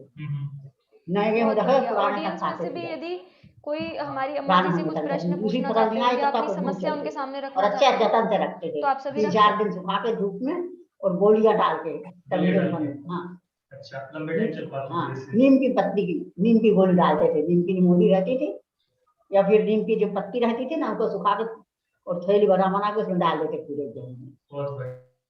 बहुत ही अच्छा। तो बड़े बुजुर्ग जो है उनके पास बड़े सारे एक्सपीरियंस है, कैसे चीजों को लॉन्ग टाइम रखा जा सके, कैसे उनमें जीवों की उत्पत्ति ना हो। तो अभी जैसे अभी आपको नीम की पत्ती का एक बहुत अच्छा अनुभव मिला, तो कुछ गोलियां डाल के आप गेहूं को लंबे टाइम तक चला सकते हो, ये भी एक अच्छी बात आपको पता चली। बहुत सुंदर। तो ऐसे ही फॉलो क्वेश्चन है तो आप पूछ सकते हैं, तो अम्मा जी के सामने रख देंगे। ऑडियंस में से कोई पूछना चाहे किसी की कोई जिज्ञासा ऐसा सच नहीं मिली, लेकिन अम्मा जी से हमें बहुत कुछ देखने को भी और सीखने को मिला। मतलब एक तरह से हम यदि देखें तो अम्मा जी की जो, हाँ कोई बोल रहा है कुछ? हाँ, आज की पीढ़ी को आप कुछ कहना चाहते हैं, उनको कोई संदेश देना चाहते हैं या कोई विचार व्यक्त करना चाहते हैं तो बताइए। आज की पीढ़ी के लिए अम्मा जी का कोई संदेश ऐसा यहाँ से बोला गया है कि ऑडियंस में से सुनना चाहते हैं, तो जो भी संदेश अम्मा जी हमारी आज की पीढ़ी के लिए दे सकती हैं। अम्मा जी, आपका नई जनरेशन के लिए क्या संदेश है और क्या मतलब सजेशन है जिससे वो नई जनरेशन के लिए है मिलके परस्पर आपस में प्रेम से रहो, मिल के रहो, और कोई भी परिस्थिति आए सब मिलके सामना करो उसको, और अपने धर्म को नहीं भूलो, अपने जन धर्म संस्कारों को ना भूलो, इस पे अड़ी बहुत रहो। बढ़िया। आप सब देख रहे हैं कि ये छोटी बात नहीं है। अम्मा जी ने जो बात बोली है अभी कि मिलकर रहने से ही भोजन शुद्धि भी संभव है। अम्मा जी ने अभी उदाहरण भी दिया। यदि आपको गेहूं आपने आप धोने हर चीज हैं, में खाने भी मिल के हैं, रहना बताया है, हर परस्पर चीज मिल के। करनी है आपको, तो मिलके यदि आप कोई भी रहेंगे साथ पढ़ो, तो कहीं काम भी भी पढ़ो, मिलकर कोई भी कर वहाँ पाएंगे पढ़ो, या मेरी और भाव भोजन शुद्धि भी पढ़ाई पाठ पढ़ो, सब में मिल के रहना है, तो प्रेम भाव रहने की बात बताई। मेरा एक कोई प्रश्न बात है है, अपनाना कि बच्चों को हम कैसे हाँ, संस्कार एक सब लोग उसी को अपना और इस पर चले।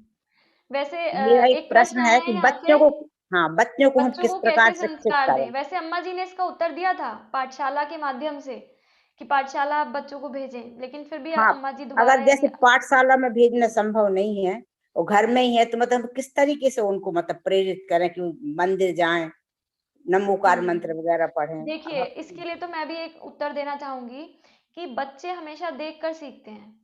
तो यदि आप सभी घर में मंदिर जाते होंगे तो बच्चों को अलग से कहने की जरूरत ही नहीं है। बच्चे आपको देख देख के मंदिर जाने लगेंगे और बच्चों में संस्कार आ जाएंगे।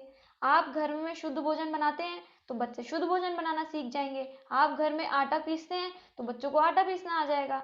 आजकल क्या हो रहा है, हम मंगा रहे हैं आटा पिसा पिसाया और हम चाहते हैं बच्चों में आ जाए संस्कार। तो बच्चों में कैसे संस्कार आएंगे, उन्होंने तो गेहूं देखे ही नहीं है। ऐसे बच्चे मिल जाएंगे कि वो बोलेंगे गेहूं क्या होते हैं। आटा वो रोज खाते हैं लेकिन उन्हें यही नहीं पता वो आटा आता कहाँ से है। उनके यहाँ तो आटा एक थैली में बंद होके एक दुकान से आता है। लेकिन वास्तव में देखा जाए तो बच्चों में संस्कारहीनता का कारण है हमारे जीवन में से संस्कारों की हीनता। हमारे जीवन में कमी है, इसीलिए हमारे बच्चों में कमी है। हम अपने आप को सुधारें, बच्चे स्वयं सुधरेंगे। और इसके अलावा मैं यही बोलना चाहूँगी, पाठशाला बहुत ज़रूरी है। यदि आप नहीं भेज पा रहे हैं तो भी आप ऑनलाइन, आजकल तो सुविधा हो गई इतनी सारी ऑनलाइन क्लासेस चल रही हैं, तो आप ऑनलाइन से जोड़िए, स्वयं स्वाध्याय से जुड़िए। बड़े पंडित जी बोलते हैं स्वयं स्वाध्याय से जुड़िए और बच्चों को पाठशाला से जोड़िए, तभी उनमें संस्कार संभव है। हाँ, अम्मा जी से भी अगर आपका और किसी और का कोई और प्रश्न, आपका कुछ समाधान हुआ, मतलब जिन्होंने प्रश्न पूछा था अविनाश जी से के नाम से, या आप कुछ और इसमें बोलना चाहते तो आप भी बोलिए, ऐसे पर चर्चा आगे बढ़ती है। चर्चा जारी रखें। हाँ हाँ ठीक, चलिए अब अम्मा जी से हमारी चर्चा हो गई। और किसी को कोई प्रश्न, कोई कमेंट, कोई डाउट, कुछ बोलना चाहता हो, हमारे सेशन के बारे में भी आप लोग बोल सकते हैं। आपको और आगे क्या चाहिए, आप और क्या सुनना चाहते हैं। वैसे मैं आपको नेक्स्ट सेशन की थोड़ी सी जानकारी देना चाहती हूँ। अगले सेशन में हम क्या करेंगे, अगले सेशन में हम एक तो जो आज सेशन में हमारी बात रह गई है, एक बहुत इंपॉर्टेंट बात कि शुद्धता की आवश्यकता क्या है, हम इस टॉपिक को कवर करेंगे। दूसरा बिंदु हम समझेंगे भक्ष्य अभक्ष्य, जो द्रव्य शुद्धि है ना, हमारा फर्स्ट पॉइंट जिसमें आज हम बात भी कर रहे थे कि क्या खाने योग्य और क्या खाने योग्य नहीं है। सबसे पहली बात हमारी ये आती है भोजन में हम करने जा रहे हैं तो इसीलिए भक्ष्य अभक्ष्य और त्याग का क्रम, इन दो विषयों पे हम अगली कक्षा में सुनेंगे, और वो भी एक नए व्यक्तित्व के माध्यम से। हो सकता है वो ऐसा व्यक्तित्व हो जिनको आपने कभी ऐसे प्लेटफॉर्म पे ना देखा हो, लेकिन हाँ इतना हम श्योरिटी आपको देते हैं कि कोई भी व्यक्तित्व ऐसा नहीं होगा कि जिसके जीवन में स्वयं चरणन योग नहीं हो।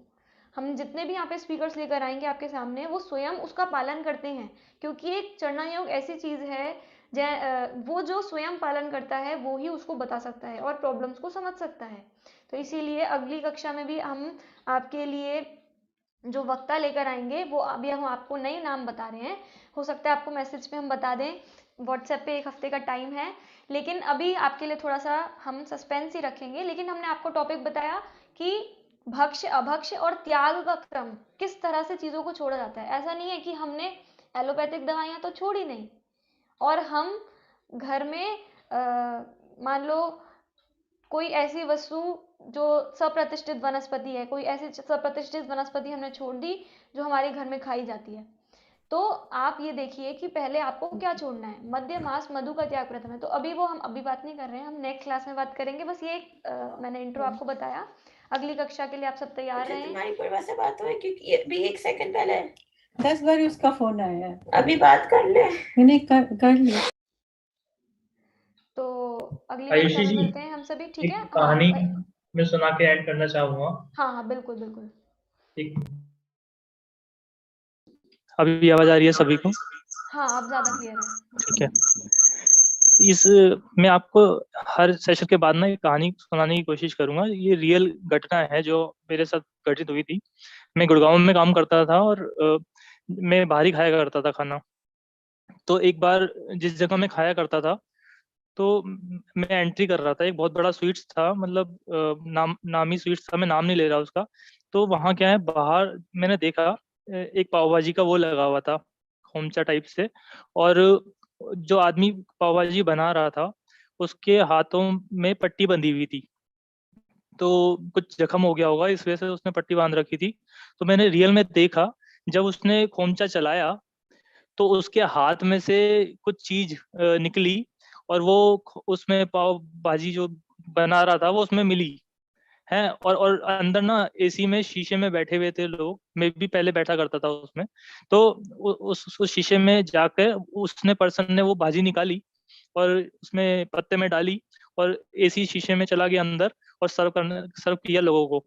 और लोगों ने बहुत मजे से खाया कि सुपर डिलक्स ये भाजी है, और इससे बहुत आनंद आ गया। ऐसा चटकारा लेके लोगों ने खाया अंदर देख के। तो अब आप इमेजिन कर सकते हैं कि कैसे बनती है चीज। अब आप बाहर बाहर से ऑर्डर करके डिलीवरी घर पे मंगवा भी सकते हैं, इजी टू अवेलेबल है। टाइम मैनेजमेंट अगर आप देखेंगे तो टाइम भी आपका बच रहा है, उसमें 2 घंटे 3 घंटे बच रहे हैं, आप उसमें उसको पैसा कमाने में लगा सकते हैं। लेकिन वो जख्म है ना, जख्म को याद रखिएगा।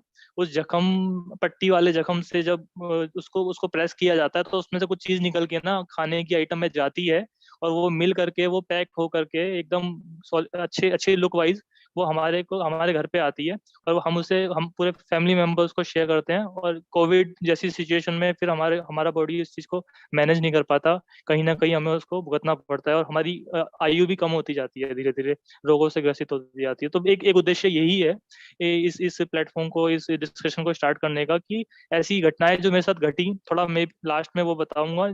मतलब जो लोग नहीं करते हैं शुद्धता से, वो आगे शायद इस सिचुएशन को जान करके करना चालू करें। मैंने भी फिर बाद में अपने जीवन को चेंज किया। तो ये आयुषु दीदी ने बहुत बहुत अच्छा जो है इसको सहयोग करके और इसको आगे ले जाने का प्रयास किया। आप सभी लोग भी सहयोग कीजिए और आगे और लोगों को शेयर कीजिए, और कोशिश करेंगे कि कहीं ना कहीं मेरी भावना ये भी है कि कैसे शुद्धता हर घर में आए, और कैसे विद्वान और मुनिराज हम इस कैपेबल बनने की उनको आहार करवा पाए 10 लक्षण में, या फिर कोई फेस्टिवल पे हम। मेरी जो दादी थी, दादी अकेली मतलब बढ़ चलती थी किसी भी चीज को डिसीजन लेने में। तो विद्वानों का आने का बात आती थी तो सब लोग मना कर देते थे, हम नहीं मैनेज कर पाएंगे, कौन रखेगा खाना उनका, कौन मैनेज करेगा पूरा। कुछ लोग तो ऐसे बोलते थे, पिछलग्गू की तरह घूमना पड़ेगा उनके पीछे, कौन मैनेज कर सकता है इन सब चीजों को। तो ऐसा ऐसा बोलते थे। लेकिन मेरी दादी कहती थी, मैं करूंगी, मैं खाना बनाऊंगी और मेरे यहाँ खाना होगा। तो खाना बना, विद्वान आए, इसी वजह से वहाँ पाठशाला चली, वहाँ बच्चों में संस्कार आए। और जितने लोग कह रहे थे कि कौन पिछलग्गू बनेगा या कौन जो है करेगा, तो फिर वो भी लोग जुड़ने लगे, और अल्टरनेट डेज में उनके घर भी खाना बनने लगा और शुद्धता आने लगी धीरे धीरे।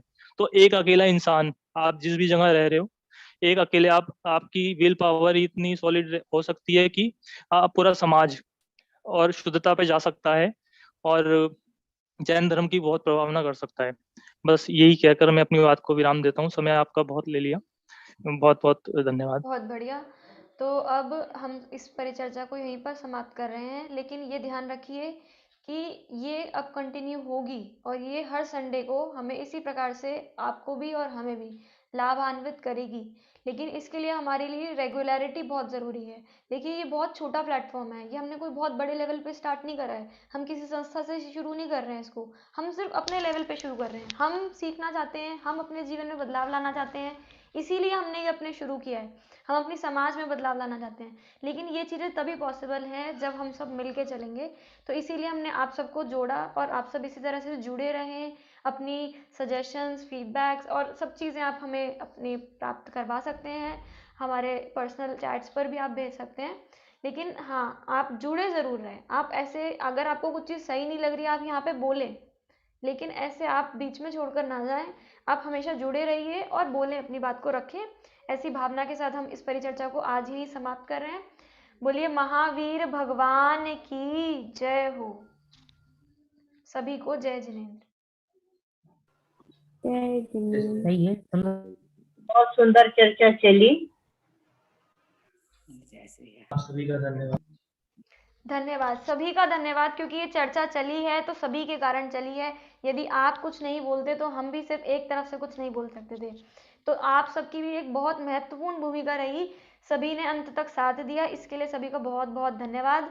बस एक छोटी सी कमी जो हमें लगी और मुझे लगी कि आप सब लोगों में से मैक्सिमम की वीडियो ऑफ थी, लेकिन ये बहुत मुझे इस बात का खेद है और मैं चाहूँगी कि अगली बार से कम आप जुड़ रहे हैं तो जैसे हमारे और भी देखिए, आप कितने बुजुर्ग लोग भी वीडियो ऑन करके बैठे हैं, फिर आप लोग तो इतने जवान हैं, आपके इतने सुंदर चेहरे हैं, फिर आप उनको क्यों छुपा रहे हैं? तो ऐसा हमारा साथ नहीं होना चाहिए, हम सबको वीडियो ऑन करके बैठना चाहिए। देखिए जो यहाँ वक्ता आएगा ना, उसके लिए भी बहुत हेल्प होती है, आप वीडियो ऑन करेंगे, वो आपको देख के कुछ बोलेंगे, है ना, और फिर इस तरह से चर्चा आगे बढ़ती है। वरना तो चर्चा खत्म हो जाए, ऐसे तो 1 घंटा भी नहीं निकल पाए, 3 लोगों से 4 लोगों से क्या बात होगी? ठीक है, तो इसलिए अगली बार से आप सभी ध्यान रखें। जिन्होंने आज वीडियो ऑन नहीं करी कोई बात नहीं, लेकिन अगली बार से आप जरूर ऑन करें और बिल्कुल सहयोग करें। ऐसी भावना के साथ हम विराम लेते हैं। सभी को जय जिनेंद्र। हाँ, मीटिंग को एंड कर सकते हैं।